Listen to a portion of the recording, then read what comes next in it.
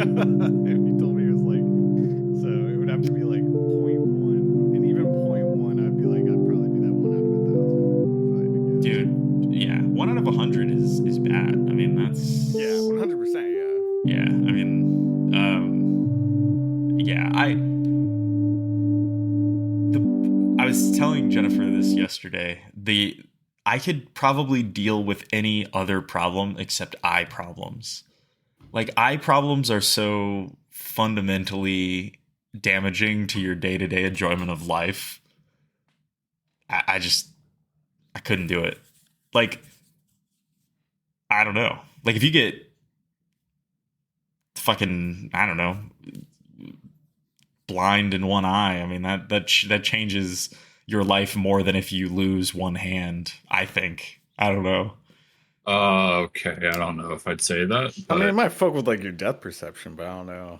You think so? I could rock an eye. You think you could live with one eye? Yeah, I hope it's the left one. My left one's better than my right one. Here's the thing for sure. If I had to pick, it would be the eye over my hand. Absolutely. Are you serious? Oh, yes. Dude. God damn it. Do you know how much I would three arms? Like, I don't want to lose one. Do I lose the eye? Yeah. You lose? Okay. Holy fuck! Wait. Yeah, it's gone. Yeah, no more. And you don't get to pick which one. It's a coin toss. How good are glass eyes now? What do you mean? You know you need both your hands to play video games, right? Of course I know that. Both your eyes. Of course I know that I need both of my hands to play video games. I'll just use my feet. bro. All right, well, we're beyond. Haven't you seen that dude who like uses that blowing machine? He's like the paraplegic who uses the blowing machine to play video games. It can't be that hard. Fun. Yeah. You think there must be a prosthetic good enough to let you play video games? At this point, for a hand, I don't know, actually. No, probably not, honestly. But I feel like we're probably like there on the cusp of it, but as far as I've seen, it still looks very like wonky, right? Yeah. Hard to move. Who knows? But the thing is that I would like to. If someone's missing an eye, you're docking like 5 points on the attractive scale. You know what I'm saying? 5 points is not that many. What? What? Are we talking out of 100? 0 to 10? Well, I mean, you can make it a prettier look too. Like, I don't know, dude. Solid Snake. A lot of people would fuck that guy. Yeah, I mean, would you fuck a girl with an eye patch? Well, probably I would, but yeah, I don't.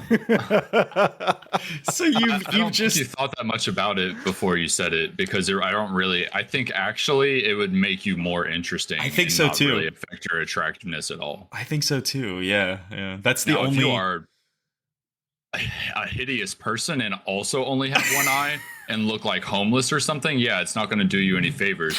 But if you take care of yourself and look good and you have one eye, hey man, you can make that work. What's my story going to be? I wanted to play video games, so I lost my eye instead. That's fucked, bro. They're like, why are you missing an eye? Well, God came down and he gave me this decision to make, so here I am. No, if I wanted to play my video games. All right, so never asked. He gives you an out. What the fuck would you pick, idiot? You don't want your hand? What are you going to do with one hand? He gives you an out. Okay, he comes down. He's like, hey, bro, you're having. Would you rather have two? You're having a tough time making this decision. I can see. So I could just take both of your feet instead. Would you do that? I might actually do that. Wait, aren't prosthetic feet not that bad? You would keep your one eye to lose your both feet. Can I and my hand? Yes. It's not just my one eye. It's my one eye and my hand. Yeah. For both feet. Can I lift with 2 prosthetic feet? Probably. Can I lift weights? You could probably. Right? I think I've seen. I mean, how do you think the people for the Special Olympics train? Like, you see them, like they do, like I'd be weightlifters way more willing to lose feet before hands. Those are way easier to like replace, basically. And you could get those cool, like, yeah, you know what I'm talking about? They're the things. Yeah, I don't know what they're called, but are you talking about the ones that are like bouncy? They're like hooks. Yeah, they're like curved blades that you have at the end of your feet. that you can They are. you They can look use like- for they use are. for It looks like something combat. from Yeah. Cyberpunk. Yeah, like Yeah, Exactly. It's they do look extremely future. Yeah. So if someone tries to mug me, they'll think twice. So Okay. so you'd pick that. Probably that sounds really cool now. Yeah, I would Yeah. absolutely get rid of my feet before my hands. Absolutely. I think I probably would. Yeah. I honestly, Okay. yeah, I probably would go with the double feet. Yeah. Do the double feet meme. I think only having one eye would be too disruptive to my life. I don't know. I mean, don't. Maybe none of them you are probably get good, used to it. but I think you would adjust. Yeah. I'm gonna have one eye closed the rest of this podcast. See how it goes. It's not that bad. I just don't think it would be that bad. Now we're all having one eye closed. I just don't. Yeah. I think like your depth perception would be fucked, right? I mean, having an eye patch would be cool. but does that really matter if you're playing a video game? Does that affect you? Of course, it matters. What are you talking about? I mean, I don't know. No, it does not. There's no way because there's not a physical object to. It's simulating distance. VR would be greatly affected. Oh shit! You would never be able to play VR. Yeah, you greatly affected. You mean inoperable? You can't use it without two eyes. My statement remains valid, sir. Shit. Damn, dude. Actually, that's a pretty big deal. I mean, maybe for Yeah, the 2 feet. future, not right now. What are you not Well, gonna yeah, do? I'm a Both of- forward-thinking man. I'm both not of- thinking about just right now. I'm thinking about the future. I'm thinking about my kids. Both of you are already not playing Half-Life Alyx, so clearly you don't care about VR. That's on your one eye. Thinking Jesus. about my kids. Yeah, I'm saving Half-Life Alyx. your kids inherit only one eye from you. I'm calling it right now. I'm gonna play Half-Life Alyx in like November, late November, after Kamala wins, and then I'm gonna have it as like my game that came get like what prior game of the year. Oh, I see what you're saying. We call Yeah, yeah. it old game of the year, but yeah. Old game of the year. That's what's gonna happen. I'm gonna Yeah. play it in November, and then that'll be my old game of the year. See, yeah, that would be so funny too because I already gave it game of the year it came out. So now for you to play it, 4 years later? That's strange. It was pretty That's strange bro. behavior, dude. I was with the small amount of time that I played, I was pogging the fuck out, dude. I was losing my mind. You need That shit to- was so good. You guys need to catch up. There was dude, oh fuck. I was actually thinking about this. There not like a surprising amount of really, really good indie games this year? Oh, it's insane. Yeah, it's Right? this is Yeah. like one of the better years. Yeah. I feel like I feel like I'm fucking up because like my backlog for indie games, like I was looking at my wish list like like yesterday or the day before, and I was like, oh my god, like I am actually screwing up thinking about these AAA games because there's so many good indie games that have been coming out this year that I have not been like giving enough attention to. What's number one on that? What's your Just because I'm kind of like a simp for the older horror style games, probably Crow Country. Is the one. man, that And it's supposed to be short too. It is fucking me So- up that I haven't played that yet. I was thinking about that yesterday too. Let me type this into the old Steam search bar here and see how much money it is. $20. That's not Can't be bad. that much. Yeah. Overwhelmingly positive. I mean, that's just crazy. Yeah. But there are a lot of these games. There are a lot of like indie games that have come out in this past year that are pretty sick looking. Yeah. It's been, I think that's the problem with, I was thinking about this morning, actually. The problem with having a game like Deadlock that we keep returning to is that it pulls you away from, it's a time trade-off, right? I mean, you're not playing other stuff that you want to be playing if you're playing fucking Deadlock. Yeah, for sure. It's Yeah, it's kind of I wish the matches were a little shorter too. I agree honestly. completely. Yeah. I think they're working on that. They increased the death timers at like at 30 minutes now. I thought it was 30 So- minutes, no? I think they said that the 30-minute or the 40-minute death timers now apply at 30, so I think you're right. Okay. Yeah, I mean, they're trying to get games to end in like for sure at 30 minutes. Like I think they really don't want games to be going that far over 30. It's just not necessary. Laning phase breaks down by 10 minutes. After you're fighting for 20, it should be settled. I think they need to change the economy a little bit post 10 minutes because like it does feel like because the games are so long. You're listening to the Infinite Scale podcast, by the way. This happens every time. Welcome. I think at 20 minutes, if you're like, even if you're doing decently well, but you're not completely fed, you're still buying like mid-game items at 20 minutes, which feels weird. That feels very weird. Like it feels like by 20, 25 minutes, you should be buying late game items at that point. At least you should be on to your first late game item. But they're so expensive. Everything's so expensive that it feels kind of prohibitive. I don't know. That's my low brain take. Give me more money, unga bunga. I don't think in terms of like tweaking the numbers, it would be that hard to make it to where like, most people have like 2 or 3 6,300 items by 30 minutes.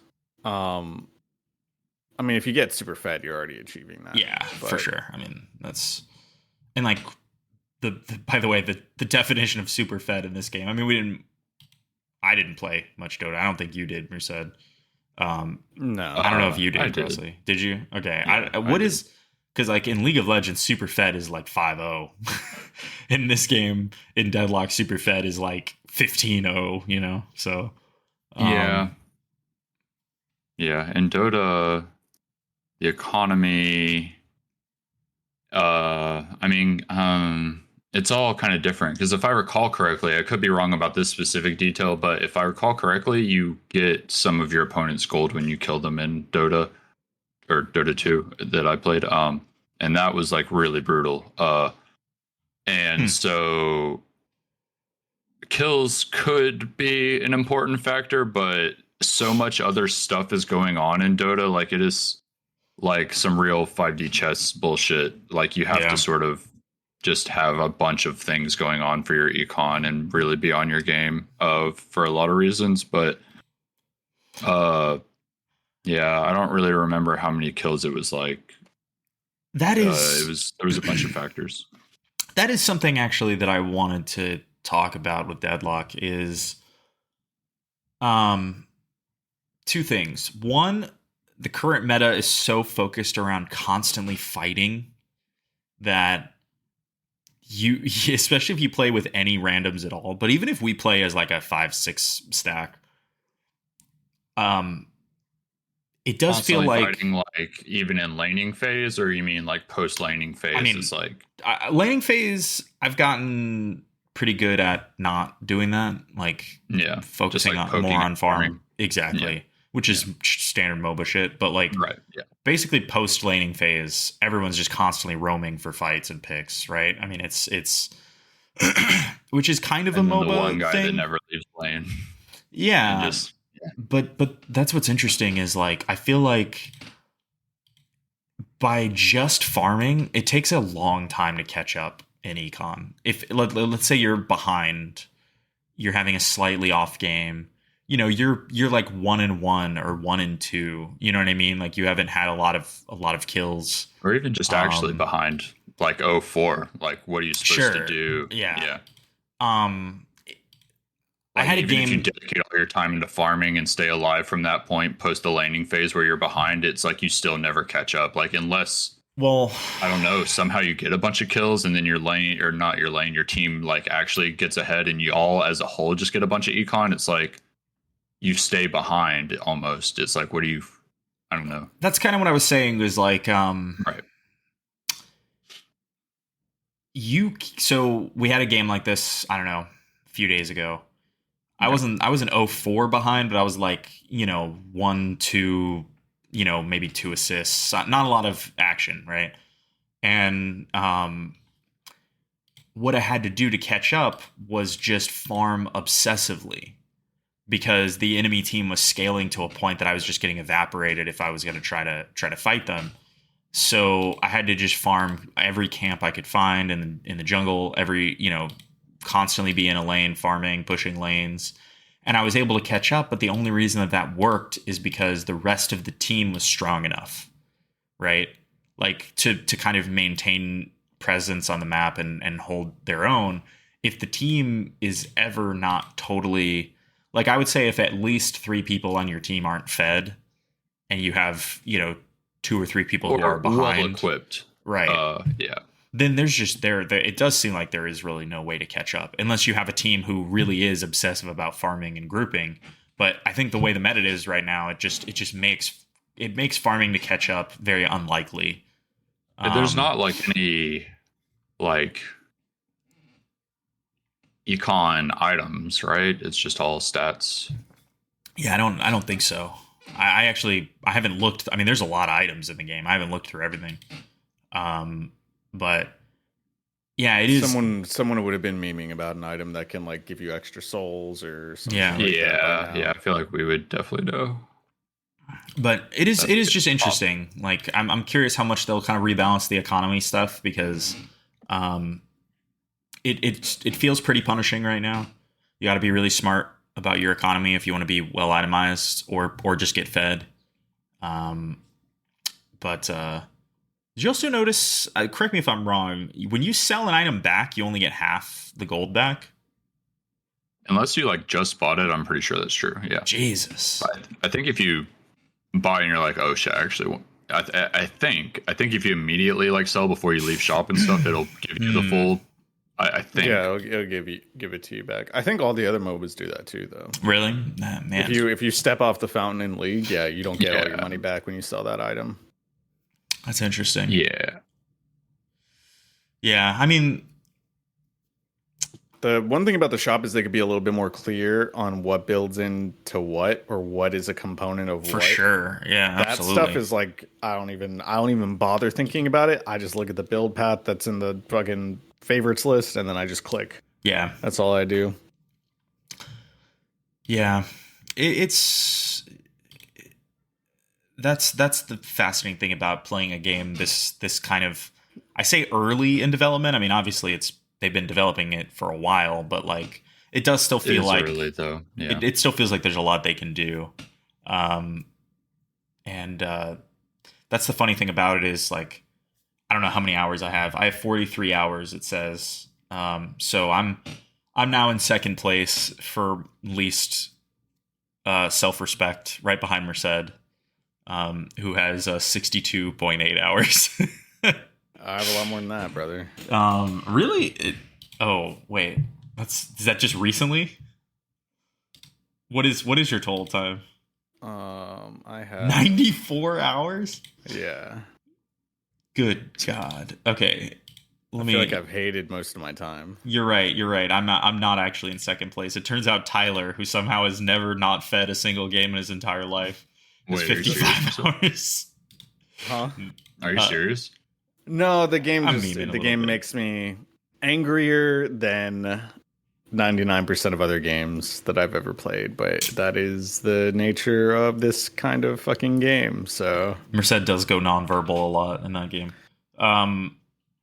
Sometimes people do some highly fucking regarded shit, and you're like, that wasn't my fault, God. That wasn't my fucking fault. Why am I being punished for this? I didn't fucking do any of this. And now I can sit here for 15 fucking minutes trying to get back into the game for something that wasn't even my fucking fault. It's and always this guy starts spamming the F slur at me and the N word. God, I didn't do this. We did win that game, though. We did win the game with the... I don't think... Have we lost a game with people who have used racial slurs yet? Because I don't think that I have. Weirdly... Wait, was that Seven talking to you, or is that I think they're just goated. We've had... Basically, like, the last week, we've had people start, like, saying slurs in chat. Yeah. Getting into their Xbox Live phase. And what's really funny... What do you guys know about... What's it called? Dawngate? Is that it? The game, right? Is that what you're talking about? Yeah. Yeah, I've seen it, but I know nothing about it. I want to say, if I'm getting the name right, it's a MOBA that was being published by EA. Yeah. And they had an interesting system. I was reading about this last night. That was apparently a very successful system that was being implemented for the MOBA, and I can't believe EA shut it down. But like the game itself, but Yeah. apparently you essentially would progress like faster if you're doing well in terms of rank and stuff. You would progress faster if you were not being toxic. And you were I don't know who fucking designed this or how they nailed it so well, but apparently it was very well designed, and essentially the community was very healthy because of how well it worked. And it was like I think the dude that was like talking about it was saying like out of all the games he played, he had 2 negative experiences with players, and one of those 2 times the player apologized afterwards. And I was like, damn, that's pretty crazy. And I don't know like really much else about the game. It just is an interesting idea to sort of really punish your progression in ranked basically if you're being toxic in chat and stuff, and are getting reported and stuff like that. I like the idea. I don't know how far do we want to go though when it comes to like the behavioral policing, right? Because now you have like now that like the rank is on the line, their rank progression is on the line. Now it's like they have a hammer constantly being held up above their head, just in the case that they say or do something wrong. I mean, I think, but the point is that like most of this stuff is not. Yeah, I mean, you can find other ways to express your disappointment in a teammate that are still colorful and entertaining. You know what I mean? Like, it doesn't have to be. Yeah, you're right. But I mean, like, but would that still count? That's what I want to know. Like, if I go in chat and I'm like, you're a fucking moron, because I'm telling you, would that be punishable? I have no idea. I don't know. But yeah, I mean, but to me, that is on a different lower tier than going like the funny thing about the games that you're talking about is it was literally unprovocated both times. 2 guys just started calling us the F slur in chat. Was it unprovocated? Yes. You did say to him, but it wasn't even him. That was the thing that made it funny. So I'll just give us the quick version of the story. We're playing a game. We're a little bit behind. I think might even be the game I was talking about. I'm farming to try to catch up.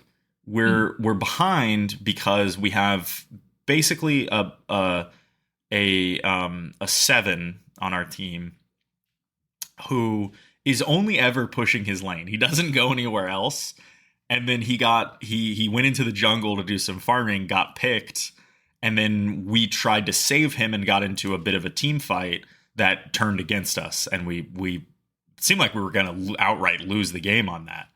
And his response was to type in chat, "Y'all suck at fighting." And so I went in voice and I said, you get picked one time and suddenly it's about us, like we suck at fighting. And as I was saying that, the warden, who I assume knew the 7, just literally like I get halfway through the sentence and he goes, "Shut up, F slur." And I was just like, all right, buddy, keep it up. Like, yeah, let's see how far we can take this. Like, yeah, let's go. Because it was just like not even directed at him. And he was just mad that we were losing, basically. And by the way, the warden was not doing well. Like he was, 5-7 or something like that. But we ended up winning that game, which made it that much funnier. Because it was just like 10 times funnier. Because it was just like this guy got so fucking mad about nothing, and immediately he escalated it from 0 to 100 instantly. And the same thing happened in that game that guy was mad at you, Merced. Like, I'm trying to remember. Was it also a 7 actually who was I typing think in it's a chat? 7 like every time. Yeah, I'm yeah. pretty sure it's been a 7 every time. But he was just typing in chat, and then I think Merced got in voice and was like fighting back. I think you were actually pissed in that game as well. I told him to suck my asshole, so Yeah. I wasn't very nice. You had not said anything that I don't think that he should have. But I mean, like, if I'm like, hey, why don't you suck my asshole? Then it's like, all right, Yeah. you can say whatever you want to me at that point. So. You know what's funny though? He called you a slur, and then you immediately went in and you were like, you know what, man, you're right. I apologize for my conduct. I was being extremely rude to you or something. And I think he was so confused because his only response was, oh, it's all right. That isn't the funniest fucking shit, dude. That's like, I don't know.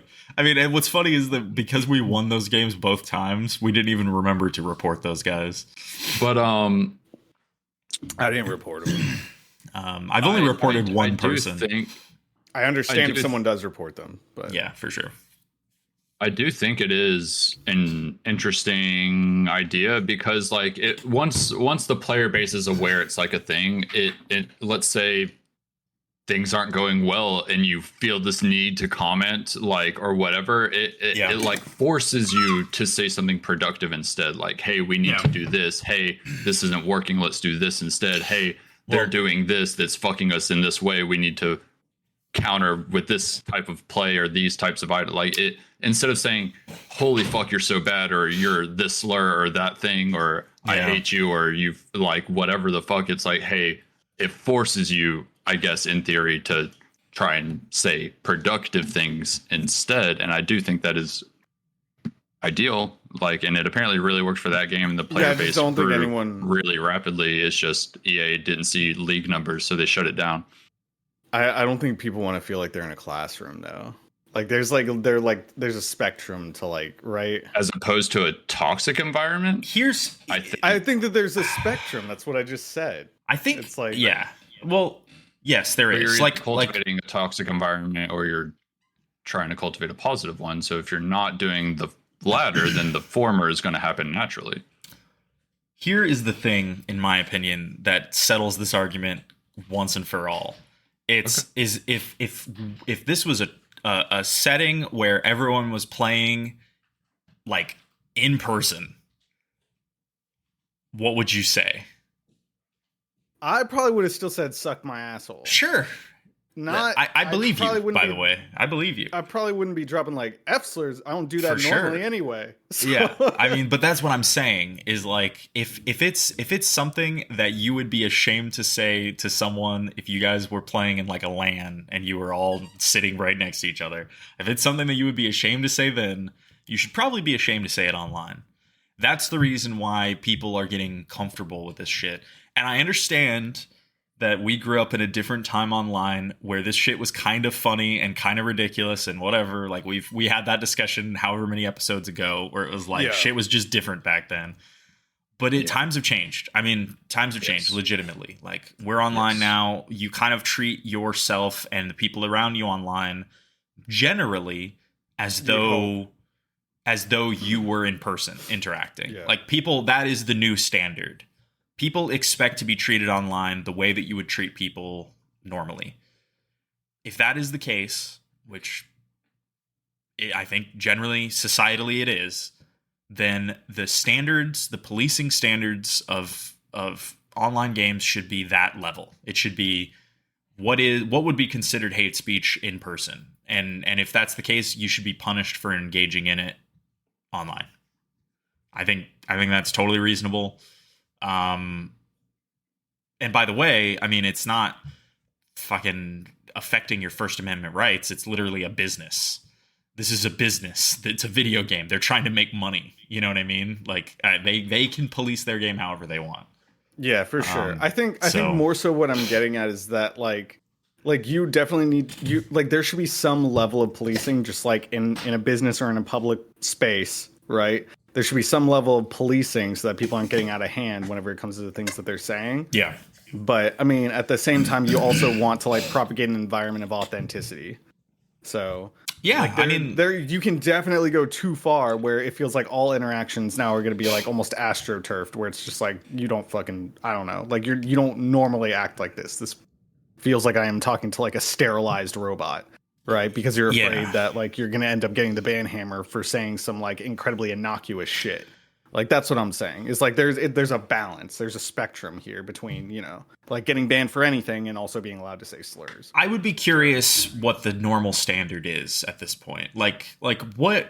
I mean, I don't know. I mean, Merced, you've been banned in League of Legends more than anybody I know. So, but I mean, I really feel like I think being worried about that is the least of the concerns, because to me, like, would you get banned in League of Legends if you were like, you know, Ivern, you're a fucking moron? Like, would you get banned for that?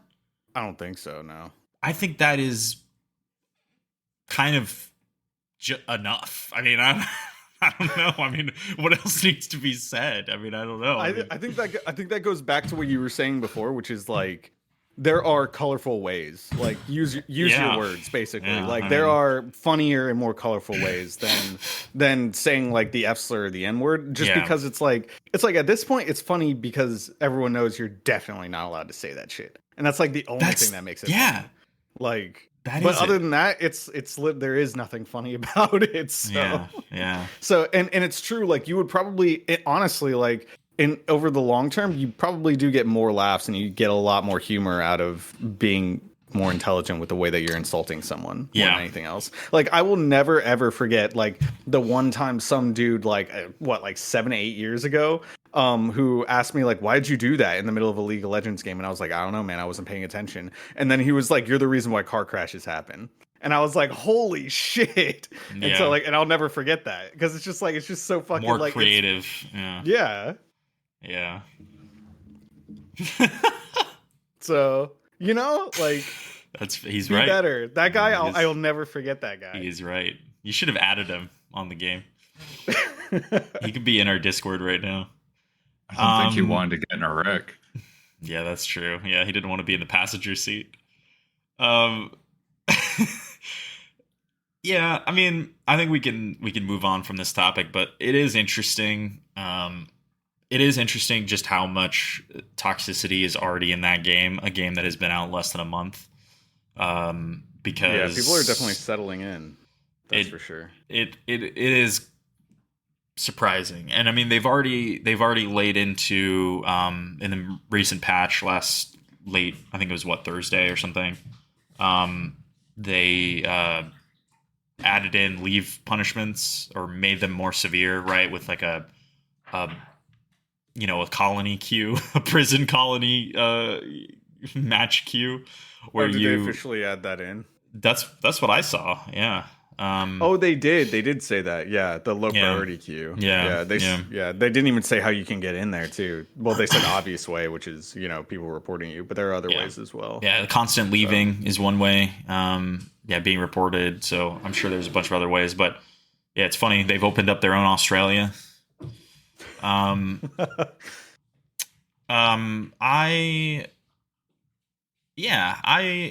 overall though, I still think that game's really fun. I've gotten frustrated a couple times, but it hasn't been League of Legends level yet.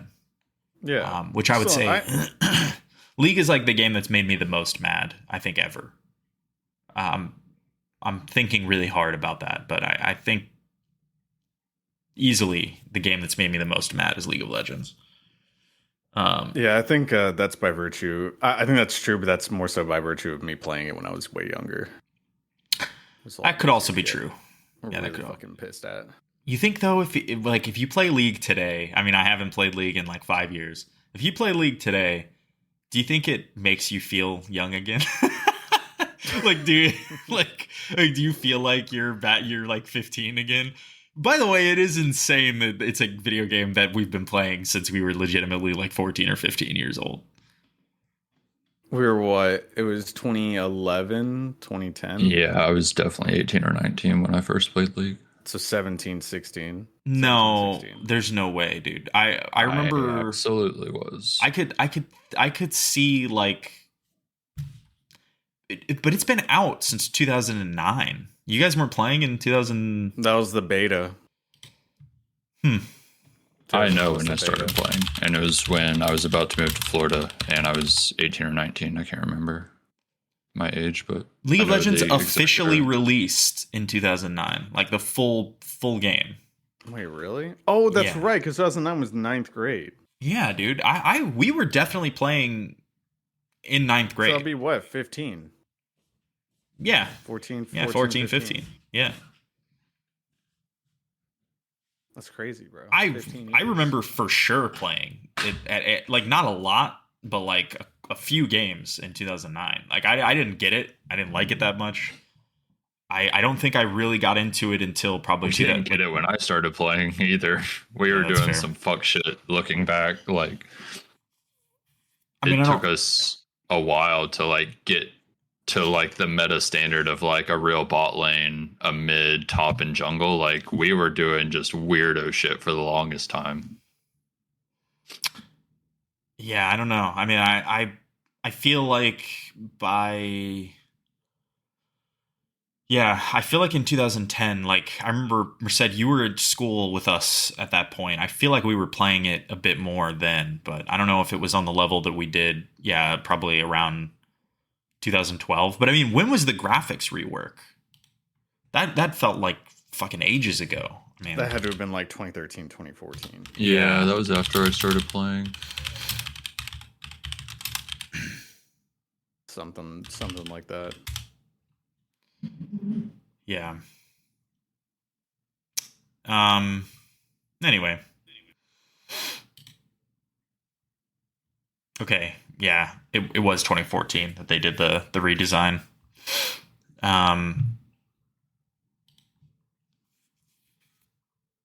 Yeah, that's already that is 10 years ago. It's been 10 years. How does that make you feel, old man? I don't play League anymore, so yeah. Otherwise, it would feel pretty fucking bad. Yeah. They were playing ARAM last night, and I was like, oh, thank God I broke those chains 2 months ago. Yeah. Yeah, I'm good. Without ever playing those again. Now I play Deadlock. Yeah. I might give that another shot one day. You gotta play with mouse and keyboard. Are you telling me to play with controller? Is there an aim assist on controller? There's no way there's an aim assist on controller, right? Wait, for what? I feel like everything is aim assist for controller, right? That's just like a thing. I don't even imagine that they have controller support. You can play with a controller. Really? Yeah. Seems wild. That I cannot. You can use a controller. There's no official controller support. It takes your inputs and everything. You have to use Steam inputs, so you have to assign manually what the buttons are to the functions. Yeah, each bumper is an ability. A is jump. Oh, it has a community layout, so yeah, I was about to say people make layouts and upload them, so you won't have to do anything. There is no aim assist. Okay.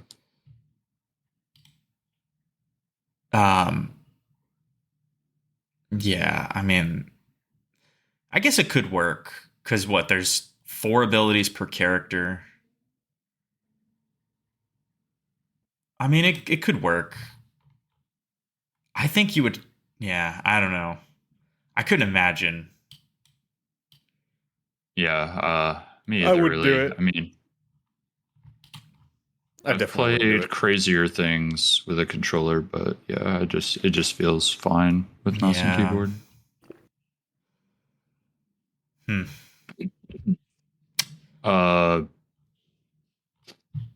Yeah, I just I don't know. It's just not how I want to spend my time. Ultimately, Deadlock. Yeah, I understand. So when I it's like I want to do things with my friends, that is how I want to spend my time for sure. But yeah, then I'm doing Deadlock. I'm not really having a good time, and it's like, well, I mean, I keep doing this because my friends are doing it, and then I'm just had to accept at some point that I didn't actually want to play that game. To be honest, the game is solid, but to be honest, the only people who are still playing it are me, Merced, and Jacob. I mean, yeah, everyone else is still at the stage that you were at. I think. Yeah. I think Musberg and Brandon and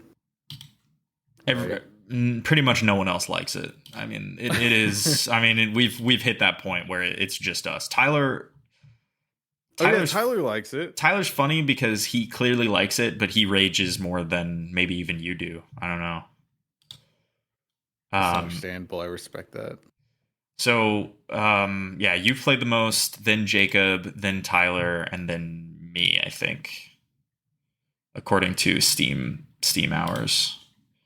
Bebo has played a lot, though. Yeah.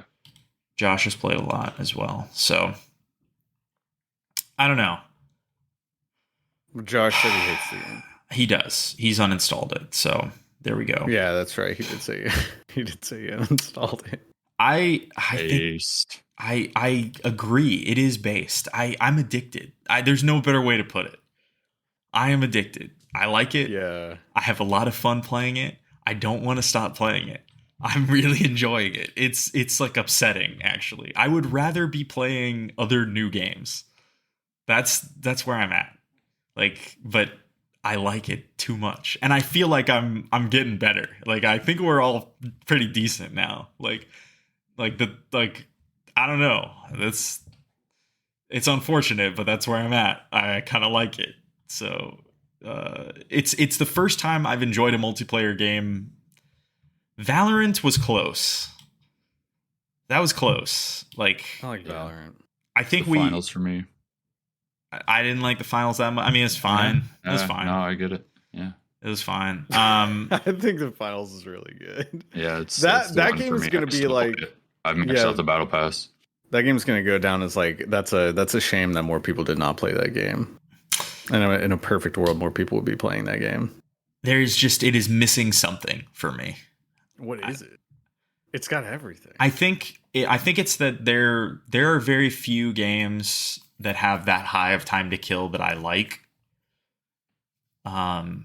Halo is probably it. I think Halo is probably the only one. Maybe Gears of War. I feel like Gears of War is even lower time to kill than the finals. Actually, Gears of War is. I didn't even think about that. Well, I mean, just by virtue of having the Nasher, it has the lowest time to kill period. Well, yeah, I mean, that's the thing, is that time to kill in Gears is heavily dependent on range and what weapon you're using for sure. But I mean, yeah, I mean, that's the thing about the finals is it's very laborious. We never really got the hang of, I think, the team play in that game.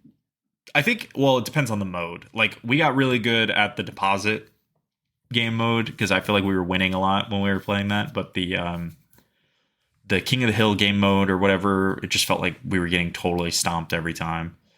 Yeah, I just think that game mode sucks ass. I think the developers even think that game mode sucks ass. Yeah, because they keep changing it. So Bank It is just the most fun. Bank It should be the actual game mode that everyone plays. Yeah, and apparently they switched. The main competitive game mode now is the search and destroy game mode. Yeah, it is. So I did that, and that one's a lot of fun. I can't lie. I fucking love that shit. Ah, man. Yeah, I don't know. That game doesn't feel built for having one life. There's just so many like cool things in that game that like that shit happens, and it's like that shit can only happen in this game. Like the one time that we were playing the search and destroy game mode. And we were basically like camping the bomb point, and so the enemy team just went one floor under and then fucking dematerialized through the floor. Yeah, it's like shit like that where it's just like, oh yeah, of course you can do that. Dematerializer now, yeah. I don't know if you know this, if either of y'all ever used it, but I started using it after that, and it gets like 2 or 3 uses before it goes on cooldown. So you get to be under it, make the floor go away, it falls to you, and then you can use it again under you and go down another floor, and then I can't remember rematerialize. Yes, yes. Yeah, and then rematerialize everything above you as well. Yeah, it's so fucking So if they don't dope. have a heavy and they don't have an explosive, they're shit out of luck. So Yeah. Man, I love the finals. Yeah. Hey, the level of destruction is the best that I've ever Yes. seen in any game. It's so perfect. fucking good. it is very, very well made product that I just don't think is that fun. They need to add in, if they add in a secondary, if you can have a pistol, dude, holy fuck. That shit is so fucking annoying having to actually like reload and you can't pull out a pistol. That was the smartest thing ever. I don't even know what game did that first. All games need that. That is like a requirement now in a first-person shooter. Just give me a fucking pistol or something as a sidearm. Mm-hmm. I don't know why they decided not to have a sidearm in that game, but they're like very stubborn and have said multiple times that they're not changing it. It's literally just going to be the one primary weapon that you have. It's not a bad game, but yeah, just hasn't hit me. I think, yeah, I would say the last time I felt even close to this good about a multiplayer game was probably Valorant. CS2 was fun, but I mean, it's basically CSGO, just slightly prettier, and we're not good. We're just not good at it. It was fun. I had a lot of fun with Counter-Strike. I think I like Valorant more. I do as well. But it's whatever. Yeah, I do as well. And the powers are frustrating in Valorant sometimes, but that is what is the draw. I just think the gunplay in Valorant, I get it more than I do in CS.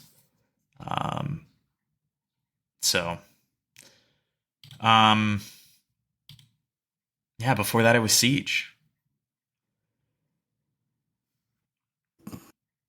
What a perfect game. Siege is amazing though. Look at how they massacred my boy. It's still the same game. It's not. It's not. What is I'm sorry. different? How many operators? Like a fucking 100. Total operators in Siege. I think It's that too they many. just need to call it quits. It's too many. There's 74 operators. It's too many. It's just too many. 74. They keep adding them. They just added more. They're going to go to 100. That's what they said. They want to do 100 before they even start to think about the next Siege. Which you know they're going to do. There's going to be another Siege. Oh yeah, there is. I just wish they would fucking do it already before I'm like 40 years old. It's too many operators. And I really think the way that they could have because the operators are the way they make money, because you got to buy the currency or whatever. It's genius. I guess it is, but it's also killing the game, I think. I don't know. My thing, because I don't care about the operators. When I play the game, it feels dated. And their engine is a mess. I mean, I think that's the bigger problem, is they're bolting on all this extra shit onto a game that, when it came out, was maligned for barely working. And they just keep adding on new shit, and it never feels better or more stable. I don't know. I mean, it's gotten a bit smoother, but I don't know. It's still, I think whenever we play it, I still have fun. I still think it's a fun game to play. Yeah. But it's like, it's undeniable. I don't know what exactly the reasoning is like behind it, but it does just feel like, damn, like they could really make another one of these, make it feel a little bit more modern, Yeah. So, especially like now, like even in comparison to like the final, it's like the destruction now feels dated. Yeah, because of course. everything feels as though it's like pre-destroyed. You know what I'm saying? If like Sledge takes a sledgehammer to one of the walls, that section of the wall is like predetermined how it's going to be destroyed. I don't even actually agree with that. I think they do, because I mean, if you think about it, like you can use shotguns and even just regular guns to blow like very tiny holes out of the walls and stuff. I think the only reason you feel like it feels pre-destroyed is because the maps have predetermined what is allowed to be destroyed, right? Yeah. Like, to me, if they really wanted to make it the finals level, they probably could in the current engine. It would just be really frustrating. Like, remember when they were doing balance passes on the early versions of the maps and they had to make some walls indestructible because they were just like, this is just too broken? Yeah. I think that I think they had just a really smartly designed game that felt very tactical and very competitive. And by adding more and more operators and having to up the ante on what their powers can do, it's just become ridiculous. Like, it's become overwhelmingly chaotic, in my opinion. I don't know. From what I've seen, it just looks like there's like 10 million operators that throw something at you and it stuns you. Yeah. That's just kind of like what it seems like, but who knows? One day in the future, we'll have our Siege 2. We'll look back on the 100 operators of Siege 1. They'll be able to they'll have to choose which ones to extract because they'll only be able to extract like 25 operators. Dude, what did the game launch with? Like 10? I mean, it was probably like 24. What's 12 on one side, 12 on the other side? You think so? Probably. Fuck. I mean, it felt fine for like the first few years, but something got wild. I don't know. Because you had the SAS, the Spetsnaz, the yellow people, the orange people, the Americans. What else? Yeah, I don't know. Let's see. But that's already coming up on because you would need 12 because each one only had one per special operations group, right? Yeah. It wasn't like. Oh no, it was 2, and now we only have one per special They operations. had 20 at launch. 20. Well, basically 10 attackers, 10 defenders. So simpler times. We had something beautiful at one point. All right, let's talk about something that I know everybody's already tired of hearing about, but I'm trying to unpack my feelings on it even still. You guys already know what it's going to be. This past Haitian week, immigrants. yeah, they're I hear the government is giving them all PS5 Pros. Oh fuck! Dude. Only if Kamala wins. Only if Kamala wins, though. Yeah. Yeah. I mean, that is another example of something I'm tired of hearing about. That is quite obviously bullshit. But, it seems like I'll say this. I'll say this. The types of people who outright believe that story probably are Sony fanboys. All I'm saying is Donald Trump, you go in the White House, there's probably a PS5 in there. No, I don't. Yeah, probably. No, I'm fucking around. Okay, so I would actually not be surprised. As opposed to an Xbox made in America. Made in America. Yes. Everybody knows that all Microsoft products are made in the US. That's why we love them. Everybody knows that. Yeah.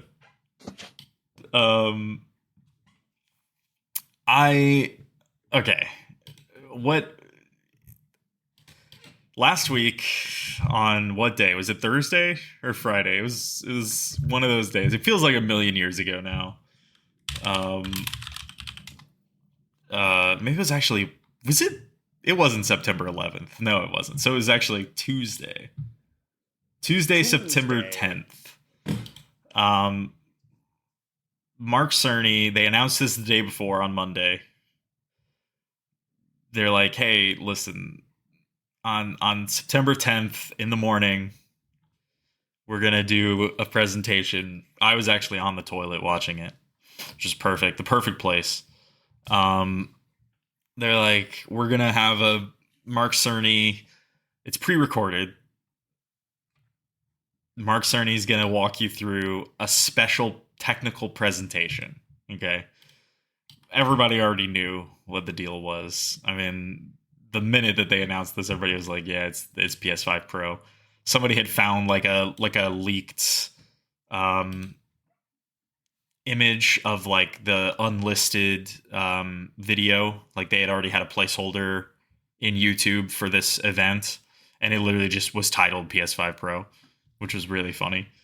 But it was the worst kept secret in the entire world. They announced it. The presentation. Did you guys watch it? Yeah. Okay. The presentation was not the worst, but maybe a bit clinical for what I think was not a visually easy to show upgrade, right? Like they were like trying to be very technical, very direct about what the differences between the consoles were. But then they showed gameplay footage and you're like, I just have to believe what you're telling me, right? Like there's nothing here. There's no way to, yeah. There's no visual indication from, the little bit of footage that they showed that you're like, yes, I'm going to go out and get one of these, right?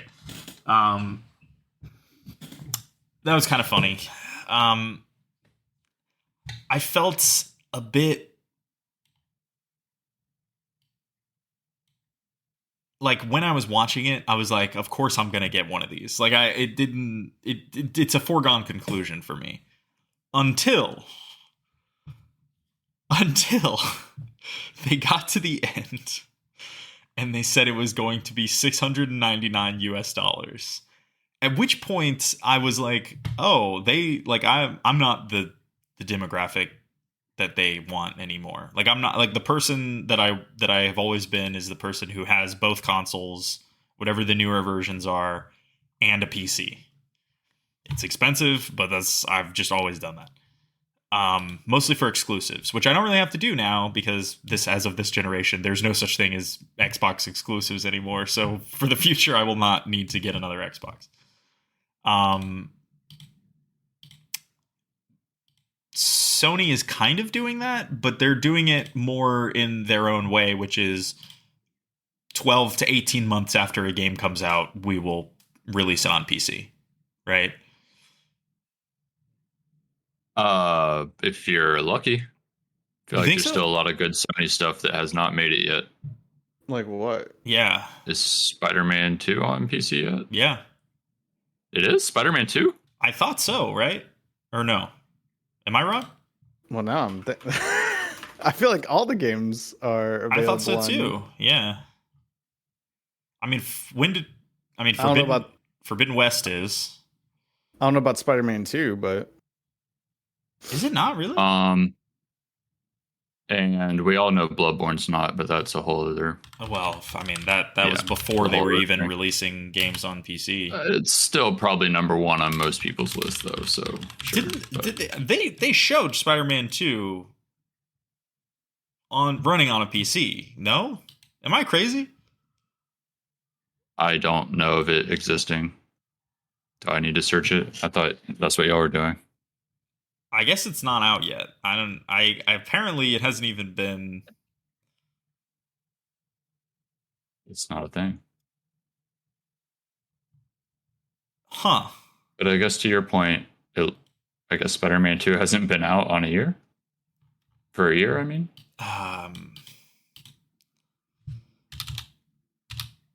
It's been it'll be a year in October 20th. Yeah.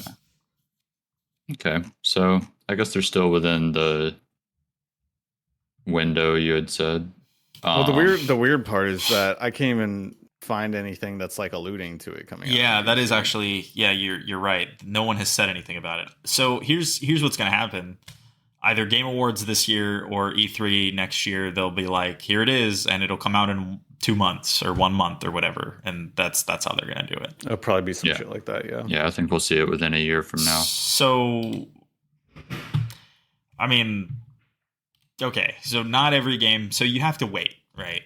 But Usually, I mean, at this point, every major first-party release for a Sony platform comes out on PC. Stellar Blade still isn't out on PC, so there you go. There's another one. But Astrobot. Well, that just came out, but yes. So checkmate. Yeah, I will probably play Astrobot. I've decided. Is Last of Us Part 2 on PC? People are raving about that game, bro. Yeah, it is.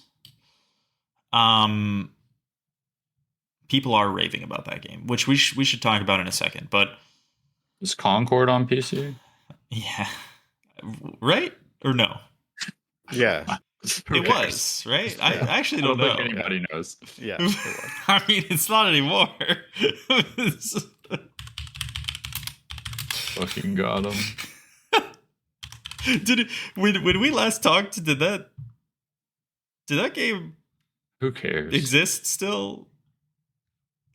Wikipedia has a dark mode now? Holy shit. This is dope. This is so good. Dude, you should download WikiWand. It'll change your fucking life. I love that shit so much. If you like Microsoft Edge, Merced. Do you actually? I don't even know what the fuck that means. It's a fucking add-on. You giant fucking regard. It's not a fucking browser. Wait. Chandler, we've had this conversation like 2 or 3 times. You do use Edge? Yeah, he's there's something wrong with him, dude. WikiWand is a Chrome add-on. You can't use it. I bet you there's a way to use it on fucking Edge, and if not, that's why you don't use Edge. So I'm not gonna lie, I'm looking at WikiWand and I am kind of impressed. I've never heard of this before, but yeah, what is it?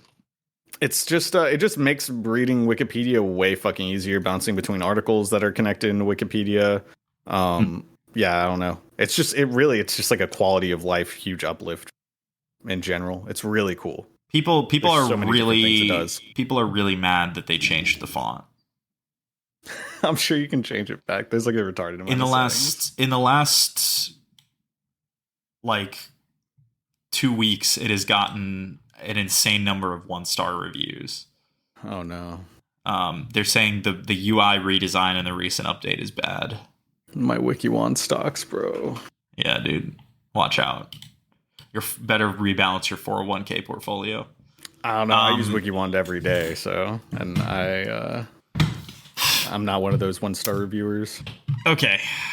So what do you guys think? $699 PS5 Pro? Who's getting one? I just don't think I'm going to be getting it.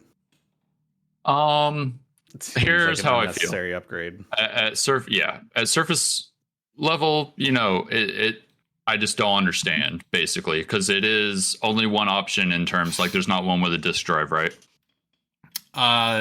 There is an optional add-on disk drive that you can get. Jesus fucking Christ. Okay, well, I don't even want to know how much that is, but so here's how I feel as someone that like part of the value of it for me is that it can play my Blu-ray and 4K movies. Is that if I'm losing out on that and it's still $200 more, then the fucking value in the like my expectations are very high is what I'm saying, I guess. Like if it's going to be $200 more, this better be like an actual competitor with a PC. Like I don't know how else to put it. Like I know PC will always have better options. Like if you're willing to spend the more money, that's just going to be true. But like, I don't know if this isn't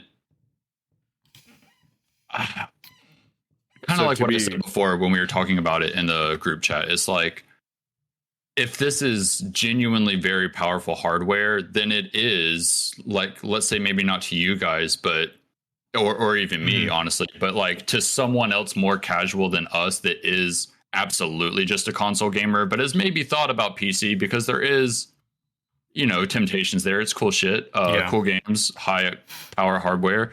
But then, the price point of like high powered PCs is like, pretty jarring to some people. And then like $700 is a better, it's more appealing than having to go all in on PC, I guess is what I'm saying. But there is no doubt that it is still more expensive to be a PC gamer. I mean, people can kind of twist and bend and argue as much as they want. The reality is, it is much more expensive. I mean, add in peripherals, it gets even more. Yeah, you could argue that you need a good enough TV to get use out of a PS5 Pro, but most people already have a good TV. Yeah. I actually do not have a TV capable of 120 output, so 60, I think that's another reason. That's another reason why I shouldn't get a PS5 Pro, because it seems like they're leaning into that. But how many games are going to be doing 120? I assumed that was for monitors. That's why they added 1440. It has it has nothing to do with actually outputting at 120 frames. What it has to do with is variable refresh rates work best when they are a lower number that is divisible by the refresh rate of the monitor. So, like, you know, games that run in a quality mode that is below 60 FPS currently can run at 40 FPS if you have a 120 hertz monitor, which I see what you're saying. It is better. So theoretically, you could say, okay, well, a game that would run in 40 hertz in a max quality mode will now run 60, and it will be a little bit more, you know, or maybe slightly above 60. It'll be more evenly divisible out of 120, right? And so then you'll get a clearer image, you know, less screen tearing, things like that. You know, whatever. I mean, this is all theoretical because they haven't said anything one way or the other. But so the idea is that it'll be easier to access, like roughly the 40 frame rate. That's like essentially what it's useful for. Sure. Otherwise, yeah, I guess it would have to be 40, right? Because at that point, it's either 40 or 60. Yeah, it's 40, 60, or 30. You can do any of those. So, or they start introducing TVs that are like 200 or, you know, whatever. I don't know, 180.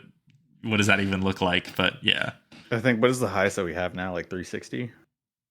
For monitors, and actually they have 500 hertz monitors at this point or some shit. But I mean, for TVs, I think it's still just 120. Yeah, I don't think there's anything outside of that. I mean, there might be a 141 or something like that. Yeah. You know, but yeah, I think 120 is like the typical higher end. But anyway, how I ultimately feel is that the price is arguably correct if it's that impressive. And here's what I think will be true no matter what, is that the non-first party stuff is going to suffer the most, and Sony makes good fucking games. Like, what I'm really worried about is that the PS5 original is going to start to suffer from here on out with the first party games. Yeah. And if that's not true, and it can still play those games on the frame rate mode just fine, whereas the Pro will sort of like actually be able to play a higher fidelity in the ray tracing modes a lot smoother,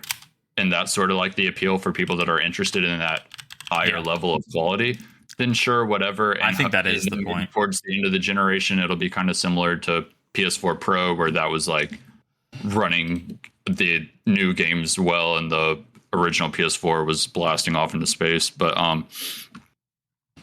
here's the thing.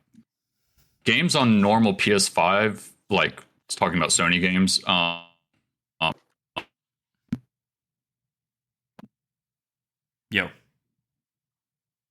the first party Sony games are like phenomenal on PS5. Like all the ones they showed, like Spider-Man, Demon Souls, Ratchet and Clank, Returnal, all the stuff they've put out over this course is like, it's perfect. Like, and it could be better, I guess, sure, but it's like so good, and they've totally nailed like their first party games for the most part. I can't really think of one that genuinely disappointed me in terms of performance or fidelity. Like most of their shit is peak. So yeah, unless like the PS5 Pro is gonna like be insane across the board, and not just for first party stuff, but they only showed first party stuff. So I don't know. I think the one game that has shown, and to me, the thing that's funny about this is like there's clear weaknesses, I guess, in the frame rate modes, right, in terms of image quality, but like it's never anything that is so bad that you felt like it needed to be fixed. You know what I mean? It was never anything that was like so egregiously ugly that you're like, oh, this is ruining my experience, right? I mean, the closest a game has gotten is, and even the developers have admitted that this was something that they could even further improve, is Rebirth. Final Fantasy VII Rebirth had an image quality problem and still does. Yeah. I think they're patching it or something. But like, oh yeah, from the moment I played it, I fully expected the intergrade version to come out eventually and just like kind of give it a tune up similar to original 7. But even remake. then, I mean, it's not that bad. Like, it's still No, a it's really great. good looking game. It's I mean, I great, don't know. yeah. And this is funny because it's like I am the consumer who could be convinced to get a PS5 Pro. Yeah, same.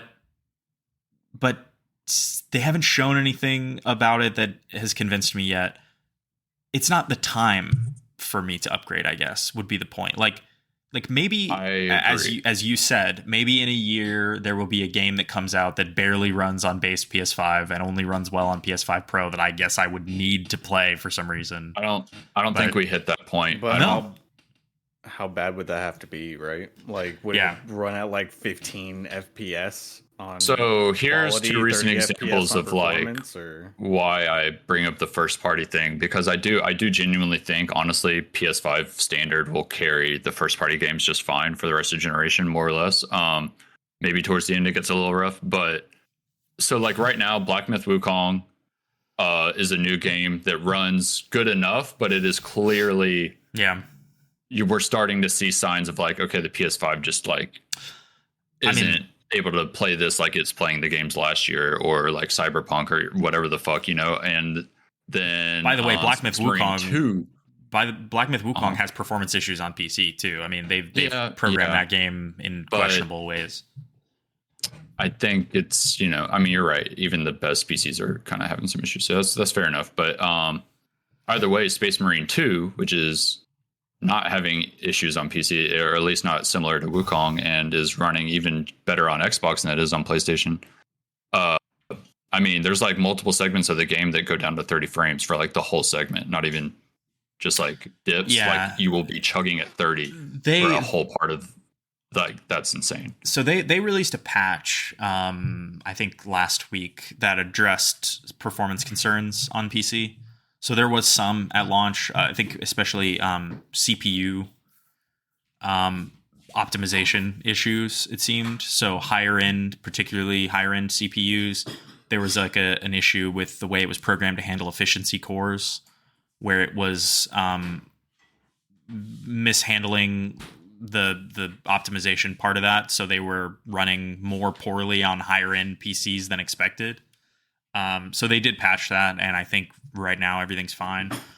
But I'm talking about PS5 though. I know, but you just used it as an example. But I guess like and okay, so my point being that there's more. Those were just 2 examples, but there's more games now as opposed to like a year ago that are not running very well on PlayStation, and it's only going to get worse, I guess. And based off of what they showed for the PS5 Pro thing, which is all first party, I'm worried it won't get better other than for first party, which I don't know. I guess that's why I have the thing in the first place, is for first party games. So whatever, but it's just kind of a bummer. I like playing shit on my big TV that, you know, even like Space Marine, I would have liked to have played on PlayStation, but I would probably get it on PC or Xbox now. Yeah. I mean, it's always, I guess that's kind of the tough thing that it's hard to separate, is what is an example of something that is just needs more optimization, and what's something where it's like actually hardware deficient. Like, I don't know. I mean, I think it's like, you know, time and resources, right? Because in theory, like if you had more time and resources to give the game, you would optimize it more and more and more, but eventually you have to release the game. So it's just, I don't know. Isn't that just kind of like the crux of the industry right now, is like people that actually take the time to optimize the game fully before release and people that don't. Like it's Yeah. I mean, the one thing I could see being, I guess, an argument for this is the improved DLSS equivalent they have. I think it's a modified, like, Sony specific version of FSR, which is AMD's solution. Yeah. So I think they should be doing that. I'm glad they're investing into that. I was happy to see it. They're doing their own that'll be designed for PlayStation, and that people designing things for PlayStation can tap into that. That's exciting, genuinely. But yeah, I mean, it could have some very good effect on frame rate, image quality trade-off, right? I mean, I think, but yeah, again, sorry, go ahead. I mean, I was just gonna say, again, it's literally just the price tag that makes this hard to swallow. I mean, but what would have? Oh, sorry. Continue your thought, and then I'll pose a question. It's just a quick question. Is the PSSR, funny name, I love it. Yeah. Is the PSSR something that's going to be specific to PS5 Pro, or that'll be something they can retroactively like update into PS5 or even new PS5s that get from what I understand, Pisser is only available on PS5 Pro because it's directly hooked into whatever their new chip is, because that's the main upgrade here is new graphics processor, right? So they've actually not even changed the CPU. If reports are to be believed, the CPU is identical to the PS5. Interesting. Exactly. They've only added a new GPU, and they've tried to improve the pipeline, supposedly. Again, I mean, all this is but the idea being that more efficient throughput, and then you end up with a little bit better frame rate and output at the end because your image upscaler is better, right? So they've developed Pisser to address that exact complaint. Not even complaint, really. I mean, it is a complaint for certain people, but to address what is the strongest use case for high-end NVIDIA graphics right now, which is that DLSS is really strong. It presents very strong frame rates at very high image qualities, not obviously native, but, good enough for a lot of people, me included. So I think that's the main thing that they're banking on for this. And I think all console manufacturers, by the way, moving forward will be doing this. Like the next Steam Deck is going to be all in on these image upscaling technologies to try to maximize performance and image quality with very little hardware. This is the future. This is the thing that I think everybody should be impressed by. Do VR games utilize a similar or the exact same? Do they have are they designed to also benefit from?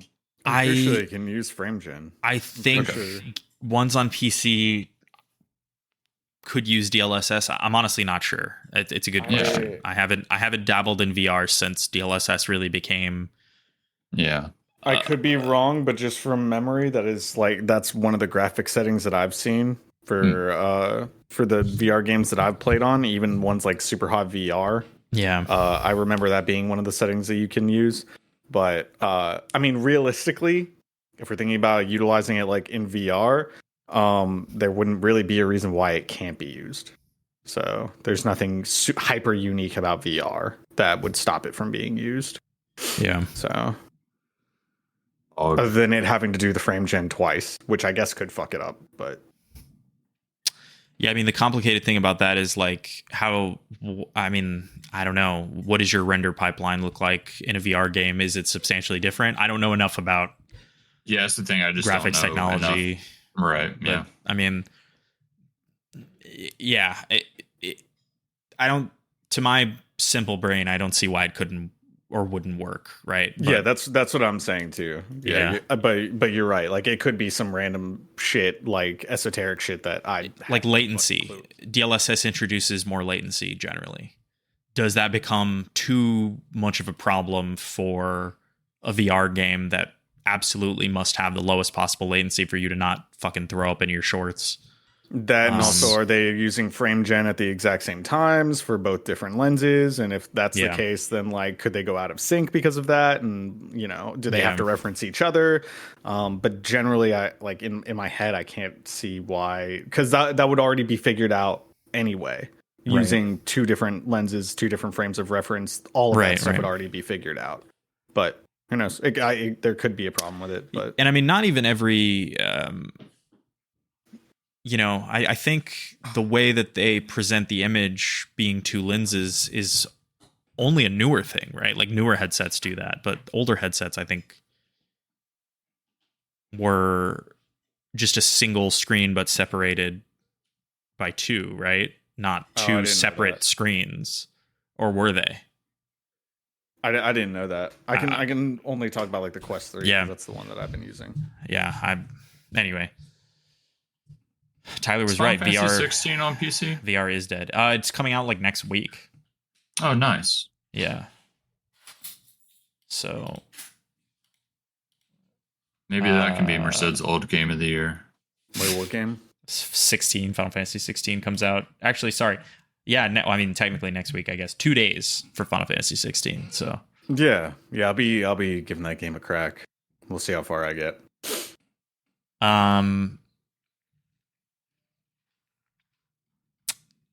What price would the PS5 Pro have to be for it to be even considered? I could kick it at like 550, 600. I could probably. Yeah, I think 600 would have been the right move. And what's interesting is that like going back to the like we'll have to just wait and see, but if it's worth it, then I think 700 is appropriate. But like normally companies take like kind of a like price hit on hardware, right? Because they're going to sell the software and that's like part of it, right? Like the PS5 is like technically undervalued at 500 and they're taking like maybe like a loss a little bit, let's say, because they know they're going to sell a lot of software for it and other accessories and stuff that are maybe overpriced to make up for that. Or I don't know. Do you know what I'm saying though? Like, so if I don't know, if they could not make it 600, I guess is what I'm saying. If that was like, no, we can't go that low, then it has to be fucking insanely strong, right? Like, I don't know. That's the case, though. I think a lot of these decisions are being made like as simplistic as this sounds. I think a lot of these decisions are being made because they have an understanding that right now they're the dominator in the market, and they probably have the ability to price I hear you. this. I mean, like, yeah. Have they announced a price cut for base PS5 yet? I think they're just going to keep it the way it is. I feel like that would have been people would have been talking about that. Wasn't already. the Slim just the same price but better, like more space or something, or no? I honestly don't even know anymore. And it's not even Me either. It's not even that much slimmer, is it? Isn't it like Yeah, it is. It's noticeably small. Is it? Okay. I guess I forgot that, but if you buy a PS5 right now, is it the same price? It is. It's $500. You're right. It says slim. It's 1 terabyte. Was ours not 1 terabyte? I thought it was 500 gigs. Nope. Really? Fuck. Yep. Okay. Yep. I mean, to me, this thing came out in 2020. It is now about to be the end of 2024. For them to not have had a price drop on the base PS5 is also strange. You could blame economic forces in some capacity. I mean, obviously, the pandemic, and there's been a lot of challenging factors. Yeah, I don't think they inflation, things like that. Any need to. I think it was going to keep selling, so why drop the price? I think, yeah, I mean, that's fair. But again, it begs the question: was this even necessary? Like the Pro? Yeah. I mean, I think it is a little maybe too soon even. But like I said, touching on newer games that aren't first party are starting to run really bad. But yeah, so I would love to see them release hardware that runs those better. It's just, it doesn't even seem like that's their goal. It seems like they just want first party stuff to be perfect, and they want to pull you in for their first party stuff, which, to be fair, that's why I have the console. So fair enough, but it just is a bummer because the PS5 runs things just fine. They're first party.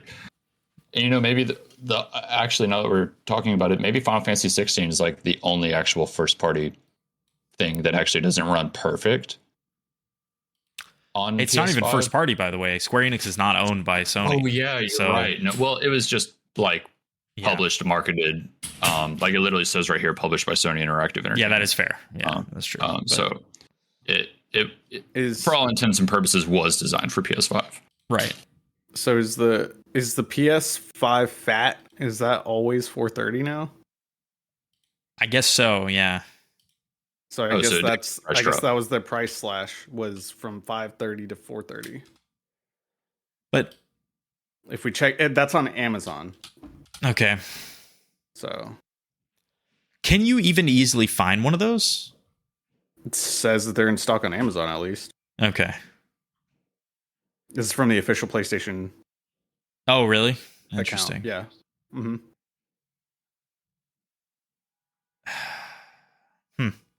The brand new, not open box.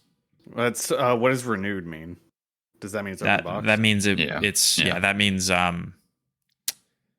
refurbished. That's Amazon's Okay, so term there for you go. refurbished. So then that's why. yeah, I think they must have pulled all the old ones off store shelves. I mean, I don't know, because I can't find a new in-box original like launch PS5. Okay, so they replaced PS5 with the Slim. Yeah. Okay. Yeah, Which would that's be fair enough. 450. The PS5 Slim is 450. No, it's $499. The digital version I think you can still find for $450 though. Digital Yeah. only. The digital Still version never of this, seen a digital only. Yeah, the digital version of the Slim is 450. On launch, when I put in two, like, I wasn't sure if my purchase was going to go through, so I bought one of each. That's the Yeah. only time I've ever seen a Slim. I ended up with a Slim and a regular, and I gave the Slim, sold it to Sean for the price that I paid for it. And that was how he ended up getting one, which he never played. Yeah. But yeah, I mean, I don't know, man. So then that would mean that the price gap is $250. Because it's wait, what do you mean? It's 450 500. to 700. It's 500. It's $200. Well, it's a digital. The digital only Slim exists in the Pro. Oh, and the digital Pro only, is so- digital only, so you're making that case. Yeah, I mean, I guess wanna make it sound worse than it is. Well, I mean, it just sucks. 'cause, he's like, spinning it. He's spinning the story. But For that me- is how much it is, right? It's 200 to 250 difference if the Slim is the one that everyone's getting now. I guess that's. 450. I mean, I guess that's true. Yeah, I mean, Sure, but unless Slim- you're me who uses it to watch movies, and then I'm actually having to invest in something else Yeah. as well to keep being able to do that. So, well, I have my Xbox, but if I didn't have my Xbox, Well, yeah, I would but have to get something else. Sorry, Merced. Wait, let me so is just there- clarify. Let me just clarify. There are two Slims. There is a Slim digital and a Slim with disc. that's what I was gonna ask. Yeah. Yeah. So Yeah. the Slim with disc drive is the original launch price that we all paid, which is $499. Slim Okay. digital only, no disc drive, $449. They will sell you an add-on disc drive for the Slim digital that is $80. Yeah.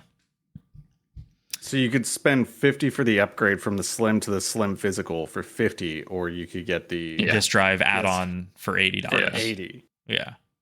That's regarded. That's actually Man, he's trying. He's trying. You know, I have to applaud you for trying really hard. You can see it's the vein. It's the meme of the guy with the It's forehead right- vein it's right popping here. out. He's trying really hard not to say it. that is ridiculous though. That's crazy. It's. I mean, I guess it's a premium. You're already paying the premium price for the Pro version, right? So then you're paying the premium for the disc. I guess the disc Yeah. slot is premium as well. So that makes sense. I mean, I'm curious. Like, according looking online, it doesn't seem like the old disc drive add-on is compatible with the Pro. So I'm not. I mean, it's not confirmed anyway to be compatible. So I don't know, but Incredible. you would think it would be. I mean, there's no reason That in would my be mind. ideal. But I don't know. I mean, I hope so. so maybe they have to make a new one for this. I don't know, but yeah. And anyway, is there anything they could show between now and then that would make you, between now and November, whatever, that would make you interested in it? I mean, there has to be a way that they can showcase the performance and the visual difference, right? If they could do that with Assassin's Creed, I think that would probably sell most people, considering that's probably going to be the most popular game that's coming out at the end of the year, right? So, by the way, you cannot pre-order still. There's no option to pre-order. No. So,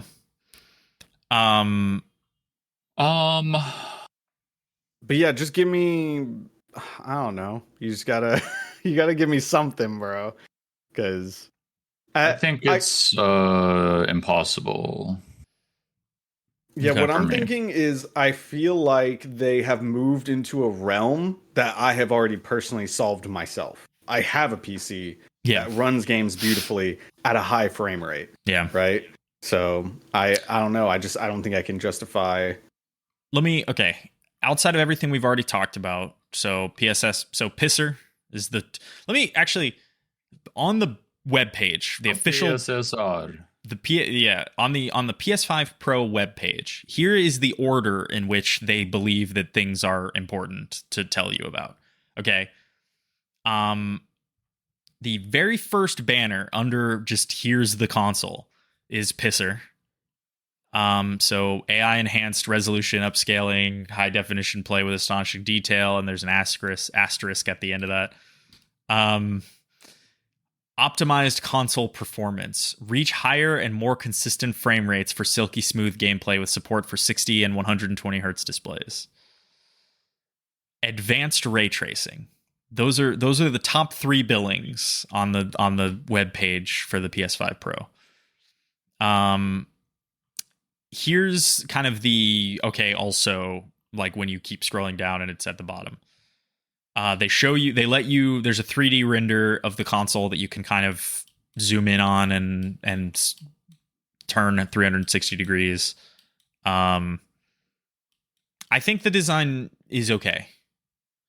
It's got a little bit of a ribbed for her pleasure kind of look, but I think it's okay. I don't mind it. I mean, I think I prefer the way my fat looked. I kind of agree, but also the regular PS5 is sort of ugly as it is. I mean, I don't hate it, but it's kind of funny I've grown looking. To like it. Yeah, it's kind of funny looking. Like it. It is tall as fuck. I don't put it on its. I don't put it up like that. I put it down. I just put it sideways. I don't have anywhere to put it sideways. Oh. Yeah, it just doesn't. There's no way. It's sitting next to my TV vertically. That just feels like it would be an eyesore. Why don't you just put it behind the TV? I don't. It's big, man. It's just big. I don't think there's enough. I mean, you can see it actually in my webcam. You can see it right there next to the TV.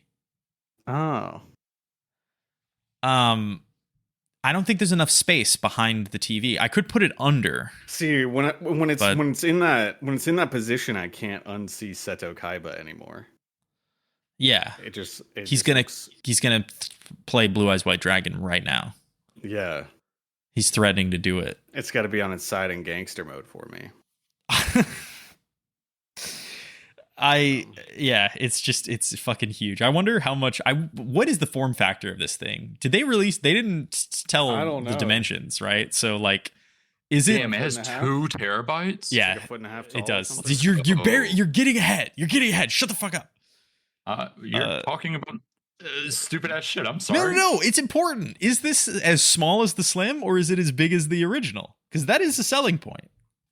Wait, what are the dimensions? What if it's bigger? They haven't said. It's a mystery. They haven't said the dimensions. I don't care if it's like my height, dude. I don't give a fuck. It's gonna be like double. You say that. You fucking say that, dude. But come on. Fucking awesome. Do you know how strong this thing's gonna be powerful as fuck, dude? This is gonna be like double the size. Oh god. Okay. Yes, as Crosley said, double the size. Yeah. 2 terabytes of storage. So it comes with 2 terabytes. It also has an improved Wi-Fi chip, whatever that is. I mean, yeah, that's a real thing. I mean, it is a real thing. Wi-Fi connectivity is getting like a Wi-Fi better. receiver. Correct. Yeah, it's 802.11be, which is the newest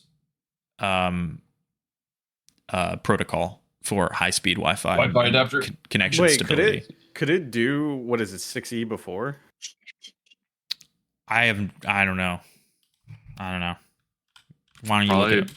I imagine whatever was really good in 2020 is what it has. Yeah. No, it does not. Oh, wow. The PS5 does not have 6E. It supports Wi-Fi 6. So That'll be big if that receiver supports 6E. Because I will tell you, 6E is actually, just from my short time interacting with it, because we just got a new modem recently, and I was fucking with it with my computer as well, Mhm. using the Wi-Fi on 6E. That's a big upgrade, dude. So Yeah. that might be understated for most people, but for people who are using Wi-Fi, that'll be a big deal. Do you think it uses the same vertical stand, or I would have to buy a new vertical stand? It's a different vertical stand. It is, yeah. Yeah. I don't like that. The way they did it for every other release of PS5 so far is that the stand it comes with can be used both ways. So if it's not the same here, that would is be fucking not stupid. true.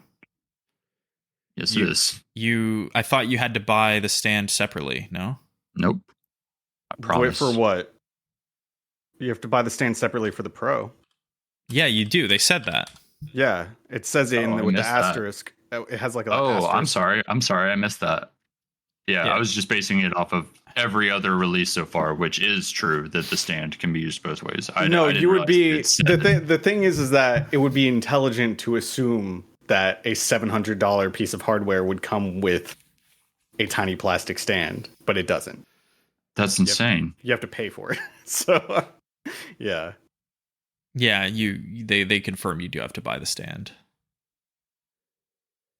Okay. Well, now I don't understand. Like, that's just actually really poor decision making. Yeah, I don't know why they decided to do that. Apparently, the stand that works on the PS5 Pro will be the same as the new Slim model. Someone is saying. Oh, well, I mean, there you go. At least those people can reuse theirs, I guess. Isn't the one for the PS5 Slim like a clear plastic model or something? It I was is. just looking at the Yeah. Yeah. So, but I mean, I don't know. maybe they did some sort of like surveying and found out that like only a certain amount of people put it in the upright mode. Which is, I mean, it's just the correct mode. That's like economy mode. It's just the smarter mode. Yeah, for me, it's like it's designed to be that way for airflow. I would agree. Literally. Yeah, I would agree. I don't understand why you would ever want it sideways unless you had to, based on your setup. I don't know why you would ever want it I sideways. think he's looking at it right now. He's looking over at his PS5. I think Which, by the way, speaking of that, Black Myth Wukong is the first game on PS5 to consistently make it overheat and stop being usable. It would pull up the like your PS5 is too hot screen, and it would not shut off, but it would stop me from doing anything. Based. I mean, it's just, to go to the point back to how it's like, fuck, dude, PS5 is struggling on anything not first party more and more, and it's just like, fuck. Dude. Did anybody finish that game? Did any of us finish that game? No, we were just talking about that we enjoyed our time and got our fill, but we didn't finish it. I think for the amount of time that I spent on it and how much fun I had with it, I think it was worth the money that I spent. I'm totally happy with it. And I think I will jump back in at some point. I'm just good on it right now. I'm just. Yeah. And if they release another game, I'm buying the fuck out of that game. So yeah. Did y'all see they're going to be releasing a bunch of DLC? I did not see that, but that doesn't surprise me, I guess. They said their original intention was 13 chapters, and that they pivoted to do the 6th chapter, and that if it did well enough, they would just release the rest of their stuff as DLC. Fuck? That's too much. So, that is way too much. I mean, they're adding like more for Wukong to do, then it's debatably worth it. But I know what you mean. Yeah, that's a lot of content. I Hey, can't. Yeah, okay. if well, one thing that I'm thinking of too, whenever they're like, yeah, well, we'll go ahead and we'll add the rest of the content that we were originally planning on adding in. But at that point, didn't you already scale like the experience and the progression in the game mechanics to the original game? Like, so how's that gonna work with Yeah, like the rest of like the 6 chapters? Unless like you intend on the player being able to unlock literally absolutely everything by the time they're done with the game, then I guess. I would just Right. assume they were going to add more for Wukong, whether that's more weapons, more skill trees. Like, I mean, there's so much to pull from like Wukong abilities in Journey to the West. Like, they definitely have only like scratched the surface of what they could do. You know, it's just I don't know what they're planning. I hope that it would. Hmm. I would hope more than just more content to engage with in terms of like levels and bosses. I would also hope we're getting more for Wukong to be able to do. Me personally, or I probably won't be interested, to be real. I still want to finish the base game though, and then maybe I would want more. Yeah, it's cool. It's a cool game. Yeah. I enjoyed it. I'm waiting on Liza P DLC any day now. Yeah. Facts. you guys gonna play Astrobot? Yes. I'm like deadly close to going and just buying it. Yeah, People are like raving about this game. Yeah, I really want it. I'm do. very close as well. I do want to ask you both about Space Marine, but before I forget, we don't talk about movies very often, but we've all seen Furiosa, and we haven't really talked about it amongst ourselves. I mean, me and Chandler kind of talked about it a little bit, but not much. Like, Did you watch it, Merced? yeah, we watched it like very recently. Oh, okay. You guys watched it together. I like it. I think it's a very good game. Sorry, good movie. This is a video game podcast. God damn it! Yeah, I thought it was fantastic. Yeah, that shit really it amazed me. I loved it a lot. I saw it in the theater, and Nice. I think, I mean, that is for sure the best way to see it. But Yeah. I do. I regret not going to see it. Yeah, you're the reason that we're not going to get another one, probably because it didn't do well financially. But You know what's sad too is like part of the reason I didn't go is because I assumed it was going to do really well, and I was just like kind of busy, and I don't know, I just prioritized different things, and then time passed and it was gone. I was like, fuck. But and it did really badly. I wonder if it's kind of like a similar thing where like a lot of people just kind of like prioritized something else just by coincidence and thought it was going to do fine, so they didn't feel like they needed to show up. But yeah, I think hopefully it'll sort of get a second life through streaming and people will really enjoy it. Like, I know the first thing I did after I watched it was tell 5 other people to go fucking watch it because I want it to, you know, live on. That's a great film. I think it did phenomenal when it comes to being like a self-contained story that doesn't tend to step on the toes of the other Mad Max films all that much, really at all. Yeah, it's only additive. It's not like, yeah, I agree. Yeah, and just visually, all of the action scenes are very fucking cool. I don't know. It's just it was what it set out to do. It truly just did perfectly. And you don't get that that feeling of watching. It's just so unique. It's a very, very unique experience watching a movie like this. So, which is what I fucking watch movies for, is to be pulled into these worlds and these environments that like literally I just couldn't even conceive of myself without someone having put it on a screen in front of me. So like, and it's just fucking awesome. It was just so cool. Especially the scene on the fucking tanker, which there's a lot of those, but you know what I'm talking about, the one where they're the big actively trying to get away, and that scene was like holy fuck, like maybe 10 15 minutes long. It was pretty long. It was a good segment. Alien Romulus has made substantially more money than Furiosa. Furiosa did 172 million worldwide against its budget of 168 million. That's really surprising. Alien Romulus so far worldwide has grossed 317 million, and it's not even done with its box office run yet. So it's pretty bad. Very surprising. It's Furiosa did really badly. I unfortunately think that a large portion of it is that all of the incels. Yeah, I do actually think that. I think that the people who killed Furiosa are the same people who get riled up about fucking DEI shit and whatever. I mean, it's yeah. I mean, people So for you some mean, like, reason because it's like Anya Taylor-Joy? because it's a Mad Max movie featuring a woman, they don't like that. Okay, I got you. Yeah. As the main character. So, yeah. I mean, I don't know. I there was a lot of fervor online against this film, being woke and things like that. So I do think that they did have their way this time. But in Well, whatever, general, dude. in general, you know, I would say that probably the standard audience maybe doesn't have as much interest in a Mad Max side story. I don't know. It was a great movie. It was so different from Fury Road in ways that I didn't expect. And I think that that's really cool. And I think George Miller, I would love to see George Miller do something that isn't Mad Max. So maybe this will give him the chance to do that. Like, I'd like to see what else he's got cooking in there. But honestly, I'll happily see another Mad Max movie. I don't give a fuck. So, Yeah. great film. Yeah, I think it was a little bit surprising going towards the release of that movie, because I do remember there being a lot of discourse surrounding the movie that was more so about the female lead more than anything else. Yeah.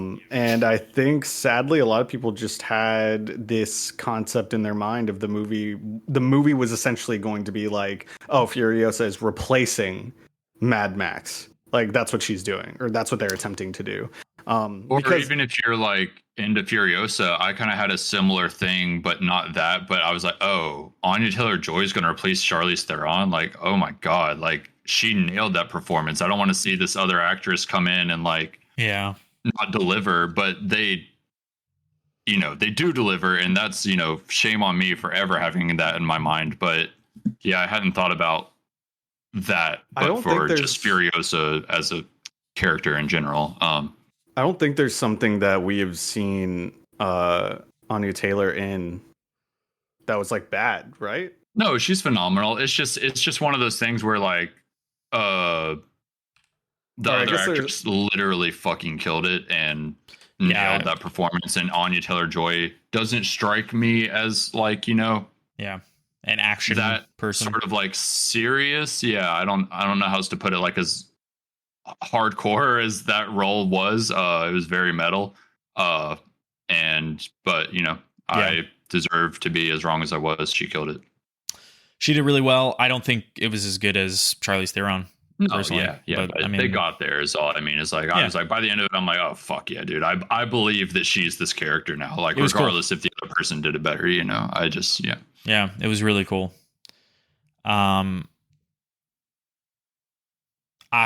Fucking really, really cool movie. I will happily support anything George Miller does. Yeah. I think the way he constructs films, just not often done anymore. I mean, I don't know how else to say it. I mean, it's fascinating how he insists upon doing a lot of things practically, but even when he does need to lean on CG, it's done in a way that makes perfect sense. Like, there's at no point are you like, I wish that he had done that differently watching that film in a technical sense, right? I mean, I think that there's always things that could be improved. I mean, with any work, if you spend enough time analyzing it, but watching that film in the theater, leaving that theater and going, I mean, he's just one of the best. He's one of the best working right now. I would say. He picks a great team. I don't know who his DP was, his director of photography. But they did an excellent job. I don't know who his cinematographer is. I'm curious if his wife still edits. because that was the main thing that made Fury Road so great, and the editing in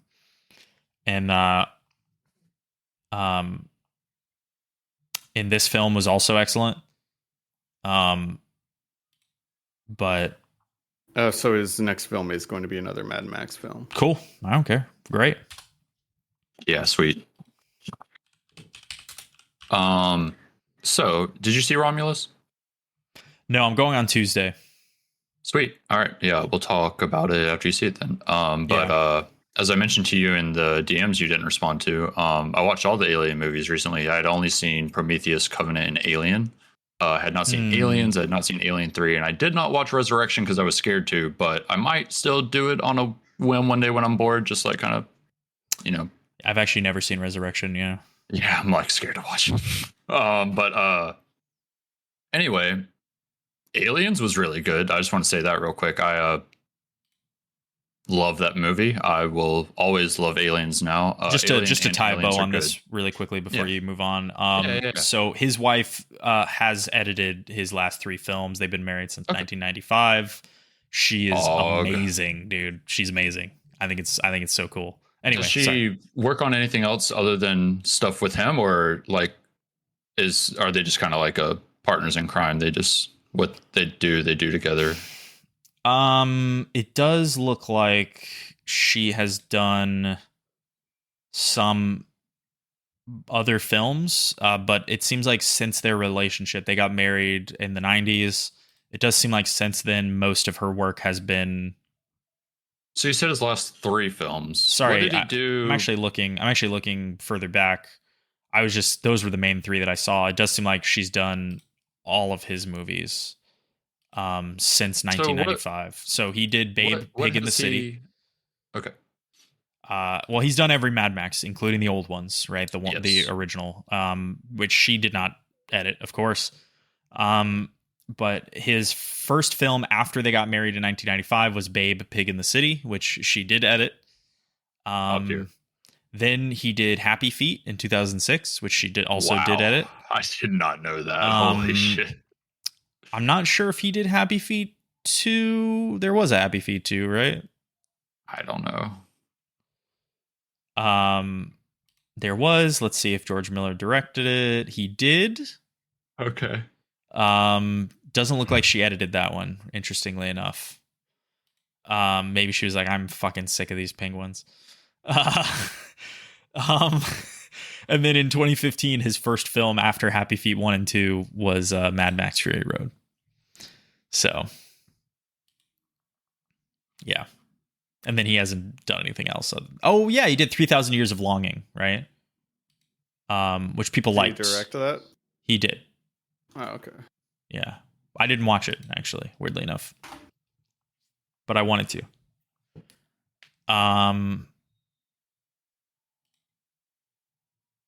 He's an interesting guy. Yeah. Agreed. So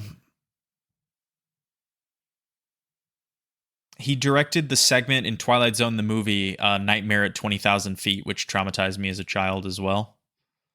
Which is about a guy on an airplane who keeps seeing a monster on the wing or something. I've seen that movie, yeah. That Yeah. traumatized me as a kid, too. There were like different. Probably why I don't like flying. Yeah. There's like different little segments in the movie, directed by different directors, and he did that segment. I didn't know that. Okay. Yeah. I did not know that's how that movie worked. Interesting. Yeah.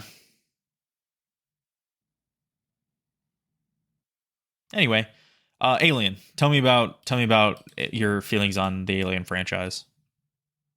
Overall, pretty good. I think Prometheus and Covenant are obviously good movies. I don't know if people feel differently about that. No, I like but them. I think those are great. Alien 1, great. Aliens, great. Alien 3 is where I'm. Did you watch? So here's an important thing, and maybe you have some more homework to do. Did you watch the director's cut, the rebuild, or did you watch the original theatrical release? For 3? Yeah. I watched the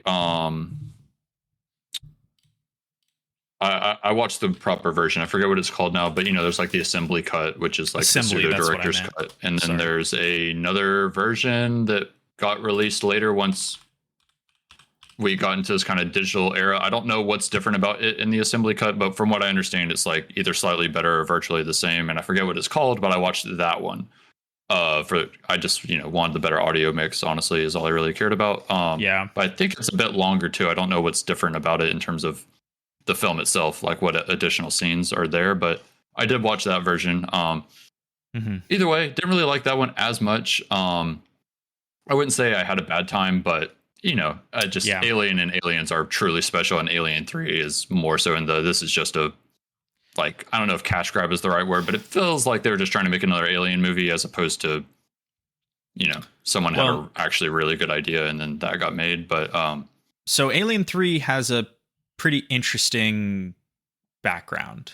I looked into it a lot. Yeah. Yeah. I mean, it's David Fincher, who is, again, it's his first film other than Madonna music videos that he directed. Right. And Alien 3 is David Fincher is an amazing director. The movie he made immediately after Alien 3 is really good. So one could only assume that creative control was taken from him at some point. That seems to be what all the stories indicate, that Fox was meddlesome in the production of the film. They had multiple directors hired and fired over the course of its production prior to David Fincher's involvement. They also had multiple writers, multiple scripts that they were considering producing. One of the writers early on who had written a script that has never seen the light of day was William Gibson, my favorite science fiction author, who wrote Neuromancer. I have probably 6 of his books on that shelf back there. Really love William Gibson. So Alien 3 was doomed, I think, from the beginning.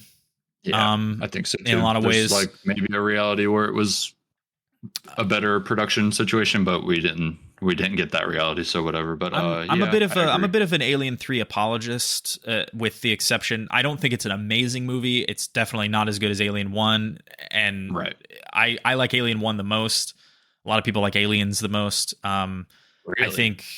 I think Aliens is a very different movie. It's obviously not a horror movie. It's more of an action movie, and it's still very strong, though. I really like it. Yeah. Alien 3, I think, is worse than Aliens even, but it's still good. Yep. I feel the same. But I have not seen the assembly cut in a long time. It's been even longer since I've seen the original release, so I'd be curious now to go back and watch them and reevaluate for myself. I like Charles Dance, so I think I'll like it. There's a lot that I like about Alien 3, and I think it being the weakest of the 3 is really only because the other 2 are so strong. And like you said, it's not necessarily a bad movie per se, especially I bet when it came out, like, how many movies are we getting back then, right? Like, it's probably still one of the ideal things to go see and have a good time. But I watched Alien 1 2 days ago. I hadn't seen it in a while. It had been the last time I actually saw it was probably in 2017 in the movie theater. They did a 70 millimeter run at one of my local theaters. It was really great. A brewery put it on, actually, which was really cool. They had made a special edition beer named after the cat that was called Jonesy. And they were selling it and giving it away at the event. And it was an amazing experience. Every time Jonesy came on screen, everybody screamed at the top of their lungs, which is the best way to watch a movie that everyone's seen a bunch of times already. I had a great time. Thought it was super fun. It was pre-COVID, so people were like passing around like huge bottles of the beer and taking swigs, and it was a terrible idea, but we did it anyway. So good times. Alien 1, great movie. I watched it again recently, 2 days ago, and I think The Thing is a better movie than Alien. I've decided officially. Dude, The Thing is one of the best movies ever made. Like, every time I watch it, I'm like amazed. Like, the same as if I'm watching it for the first time again. Yeah, like yeah. Is peak. In my mind, they were neck and neck for my favorite movie. And watching Really? Alien again, a couple days ago, I fully decided that it is nowhere close to as good as The Thing. I agree. Which is maybe a perfect movie. I think The Thing is like a 5-star. It's so fucking good for sure. And I mean, even just like. But the music, dude. The music, the visual design, everything about it. I don't know why he's doing this, but just the music for The Thing, you know, the theme. I don't want to try and imitate it with my voice, but if you know, you know.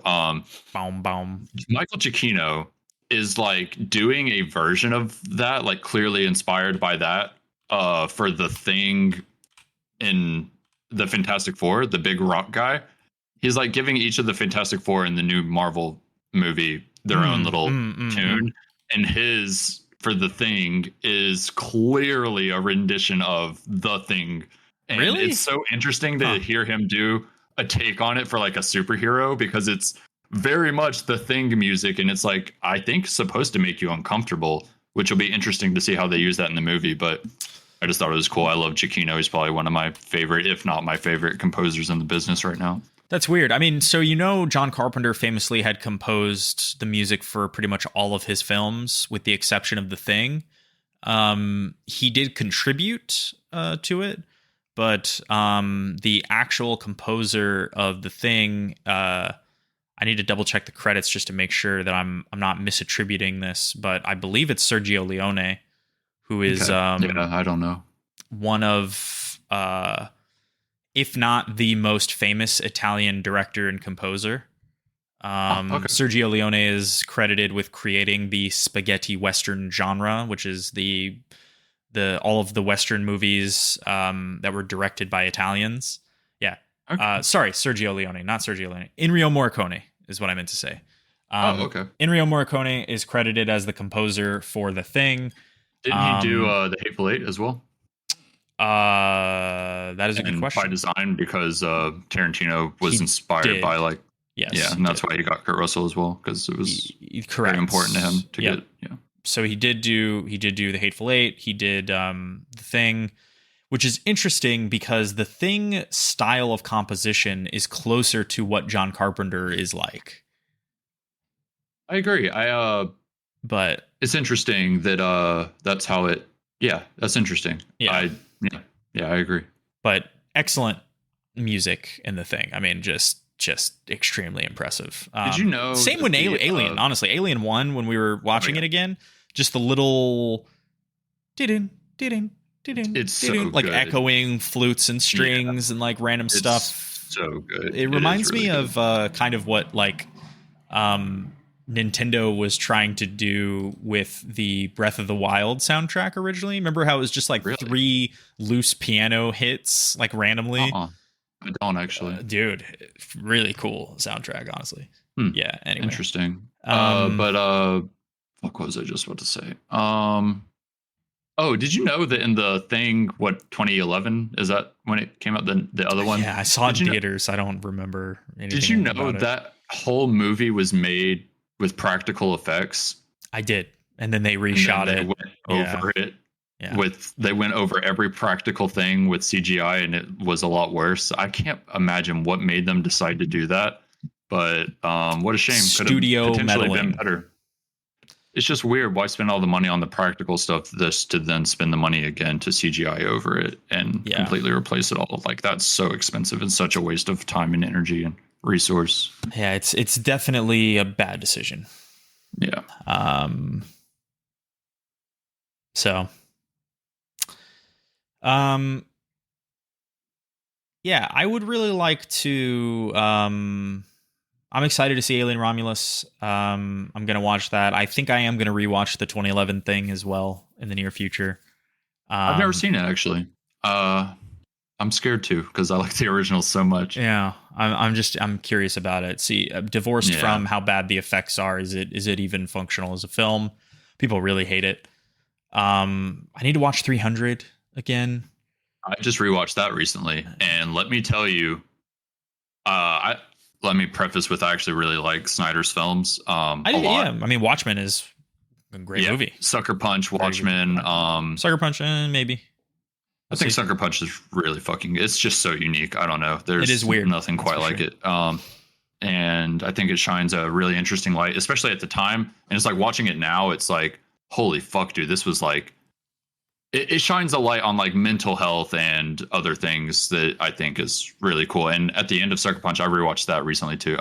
At the end of Sucker Punch, it has like a thing for his daughter, like a, because she put herself away. And I didn't realize that had happened by the time Sucker Punch came out. I thought that was later in his career for some reason. And I was like, damn, dude, like, I'm pretty sure he wrote Sucker Punch. And it's like, you can feel, I guess, the sort of pain and sort of things he was like going through mentally almost in that film. And it's great. Anyway, but 300 rewatch, surprisingly disappointed.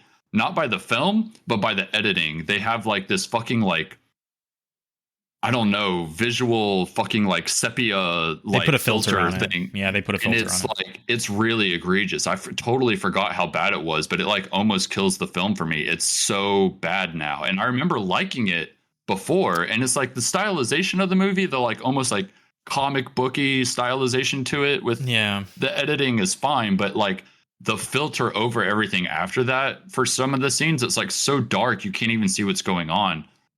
And I don't know if maybe it just wasn't designed for like where HDR is at now. It just sort of like is coming off bad, and maybe I need to like tweak some settings just for that film for it to look good. But yeah, it looked horrible. I was really surprised and sad. Otherwise holds up exactly how you expect, but yeah. Yeah, I haven't thought about that in a while, but I'd be interested to watch that again. I forgot about the filter, but now that you mention it, it is like kind of the defining, that and the slow-mo were like the defining feature of that film when it came out, from what I remember. Yeah. Is it camp? What? Is it camp? I think I am. What you're asking is going over my head. Okay. I'm sorry. We don't have to get into it. Okay. Well, Merced's smiling, so I want to get into it. Camp is like is it a campy film? Have you ever heard like of the term used to describe something? Oh, it's campy. Yeah, campy. Yeah. I guess I don't know. I guess not to me. Maybe it is. It's like a little too mature in the content sometimes for me to consider it campy. I think it's not like insanely R-rated, but it is like, I don't know. Like I wouldn't show it to my kids. I consider campy like something I would absolutely watch with my kids, no question. Really? Like even Gremlins 2, maybe even Gremlins 1, it would be considered campy. Yeah. Show, I guess, is that a kid's film? I watched it when I was a kid. Yeah, that's fair. Yeah, but that doesn't mean you should have. It's like, yeah, no, that's fair enough. But RoboCop, campy. Yep. Yeah, I would say like campy in my mind is I think of like something that doesn't take itself entirely seriously. Yeah, that's what because like at the time people thought of 300 as like being a serious film, but now I'm thinking back. I think it's just because we were kids. But like in my reevaluation of it in my head, I'm like, is it actually a big joke? You know what I mean? Like, is it kind of silly? I don't think so. I think it's like over stylized and like hyperbolic, I guess. I don't know if that's the right word, but I hope you get what I mean. But like it's definitely being over dramatic and in a sense almost not taking itself seriously, but he is taking it all very seriously. And the stuff happening like to the characters, like in the bigger moments or like the more intimate moments even that's happening like within Sparta or while they're out fighting, the stuff that's like happening with his wife and stuff, like it's very serious. They're not making light of it. Like it's all like she's literally like getting raped basically to try and get her needs from the dude that's like in the city. Is like it's all being like it's being serious in that sense, but like is it like grindhouse serious? You know what I'm saying? Where it's like you can have like all these like very serious things happening, but at the end of the day, everyone's like watching it for the spectacle of it, right? For like the entertainment of like watching all this crazy shit happening on screen. Yeah, like is he in on the kind of homoeroticism and stuff like that? Like is it a little bit silly? Is he leaning into that, or is it just he's playing it straight? You know what I mean? And he thought this was really he plays cool. it straight. Yeah, Okay. I think he plays it All right. straight, and Okay. he genuinely thinks it's really cool. In my Whether or mind, not, that shit is really cool. Yeah, it Even is, like it in is. my memory, I'm just like, Dude, when I was how old were we? Like 10 or 11 when that movie came out? I have no idea. But I was blown away, bro. That I'm pretty sure defined my I was mind. in 9th grade, so I would have been 14 or 15. how old are you? I'm going to be It's like 32 in 32. a few months. Okay. Couple years older. Okay. Yeah, that would make sense then. So we were in 7th grade. So what does that make us, like 12? Yeah, 13, 14. Yeah, okay. Maybe Yeah. almost 12 or 13. Like 12, 13. Yeah. I mean, it was perfect for me back then. I thought it was the coolest fucking thing I'd ever seen. But it was I mean, absolutely mind blowing. Yeah, it was good. It was and big. there were boobs. There were boobs in that. there movie, are, too. yeah. And then was you know lot of the boobs. the woman who plays his wife, I believe, is from Game of Thrones, right? I did not know that. No. She looked very familiar when I watched it recently. I It's, don't, I can't put a face to most of the characters, to be honest. It's Michael Fassbender's in it, which is really funny. Yeah, it's Yeah, Lena. it It's Lena is. Headey. It's Lena Headey is Cersei. Fassbender fucking kills it, by the way. God, what a legend. Put him in everything. She was also in Dread, if you remember. Lena Dredd is Headey good. was the drug dealer. She was Mama in Dread. Oh, wow. She looks different in that. Or I haven't watched Dread recently. I don't know. But yeah, she was Cersei Lannister, which was a good role for her. Apparently, she Yeah. plays Luna Freya in Final Fantasy 15, the film version, Kingsglaive. Oh, okay. Interesting. Yeah, kind of weird. All 3 of her lines. I She guess probably added more than that. But I guess she comes back in 302. It's a prequel. Really? Yes. Huh. Rise of an Empire, not. Oh, yeah, fair. I thought they were just re-rising. No? No, They're not rising wiped back up? from the dead. Re-rising from the fucking 7 feet under. I mean, it doesn't have to be like real life. I mean, it could be Nah, dude, they lost. Like the real life. but that's what I'm saying. I mean, they did lose, but it looked like they were like coming, like they were rising up as Yeah, slaves they or kind something of, in the trailer. Yeah, they kind of do imply that they're actually gonna not. But I'm almost positive it's a prequel. Okay. Maybe I'm wrong Cool. because the I wife have no doesn't idea. die in the movie. So yeah. Maybe it is a sequel. I never watched it, so I'll never know. Yeah, I think I'm gonna watch them both. Wow, this guy. See what happens. It was directed not by Zack Snyder, but it was written by Zack Snyder. Oh, interesting. You know what I So- watched recently? The 2 Rebel Moons that are on Netflix currently. He made. Oh his new yeah, movies. those look fucking really bad, man. They're okay. Yeah, Really? I wouldn't say they're bad, but especially the first one. I actually rather enjoyed the first one. The second one, they started losing me, and I think they could pull it back for the third one, but I almost wish I just didn't even watch the second one. Did you watch but like the first one? the 3-hour director's cut or whatever? I did. Okay. I did. And I almost wish I would have watched both. You know, like watched the normals when they came out, and then seen what was different because they're a good bit longer, and I can't tell. Would you have rather spent your time playing Deadlock? That's how I decide what I do. No. Okay, so then I'm not going to watch them. I'm going to play Deadlock instead. No, I'm kidding. Yeah. Okay. Not bad though. I don't know. I feel like I'll be able to like recommend it or not once the third one is out, and I can be like, yeah, they've nailed the landing, or it's just like, yeah, just watch the first one and then go home. Okay. Yeah. Snyder makes good movies. He's I think, made the he's world made setup a is really couple cool in of Rebel movies that I do really like. I really like the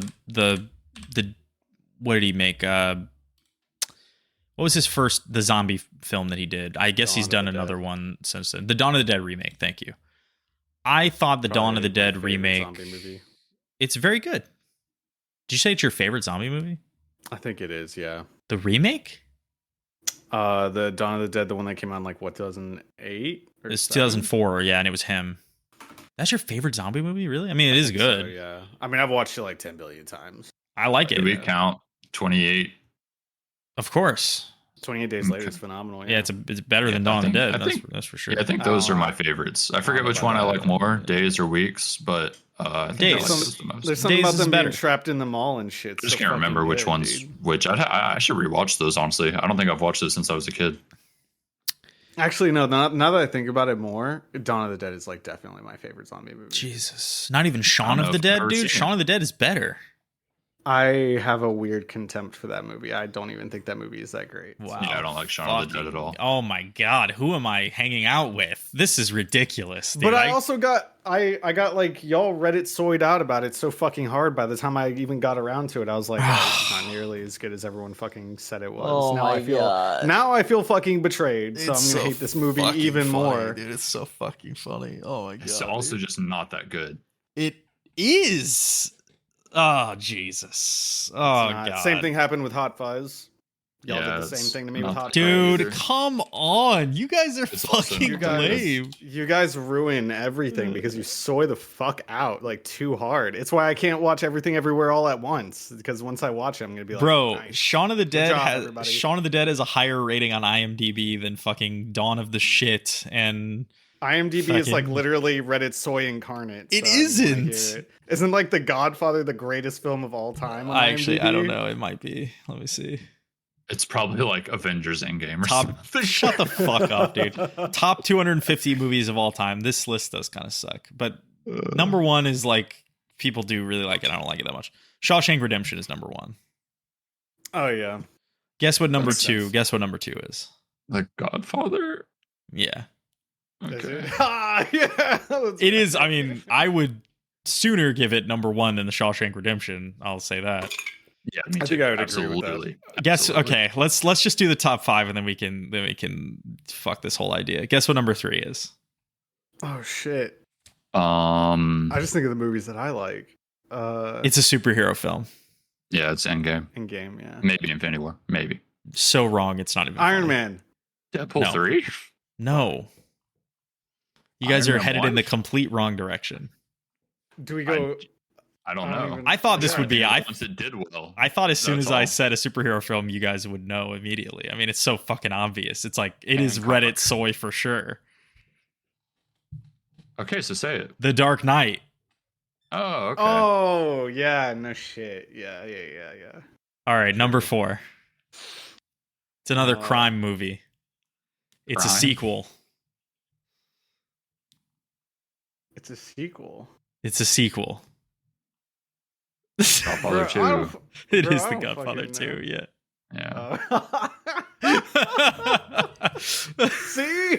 Okay, all right. Number 5. This is pretty fun, actually. Okay, number 5. Interstellar. No, Fuck. old film. It's number 6. Citizen Kane. You're on the right track, but no.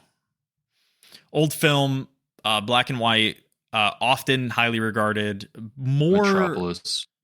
good guess, newer than that.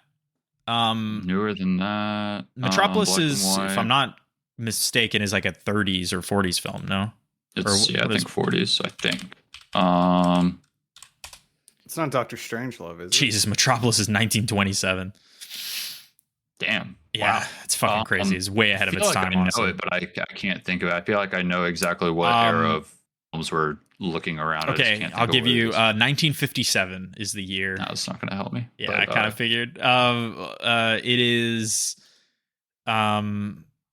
particularly well known for being a very intense movie about people deliberating something.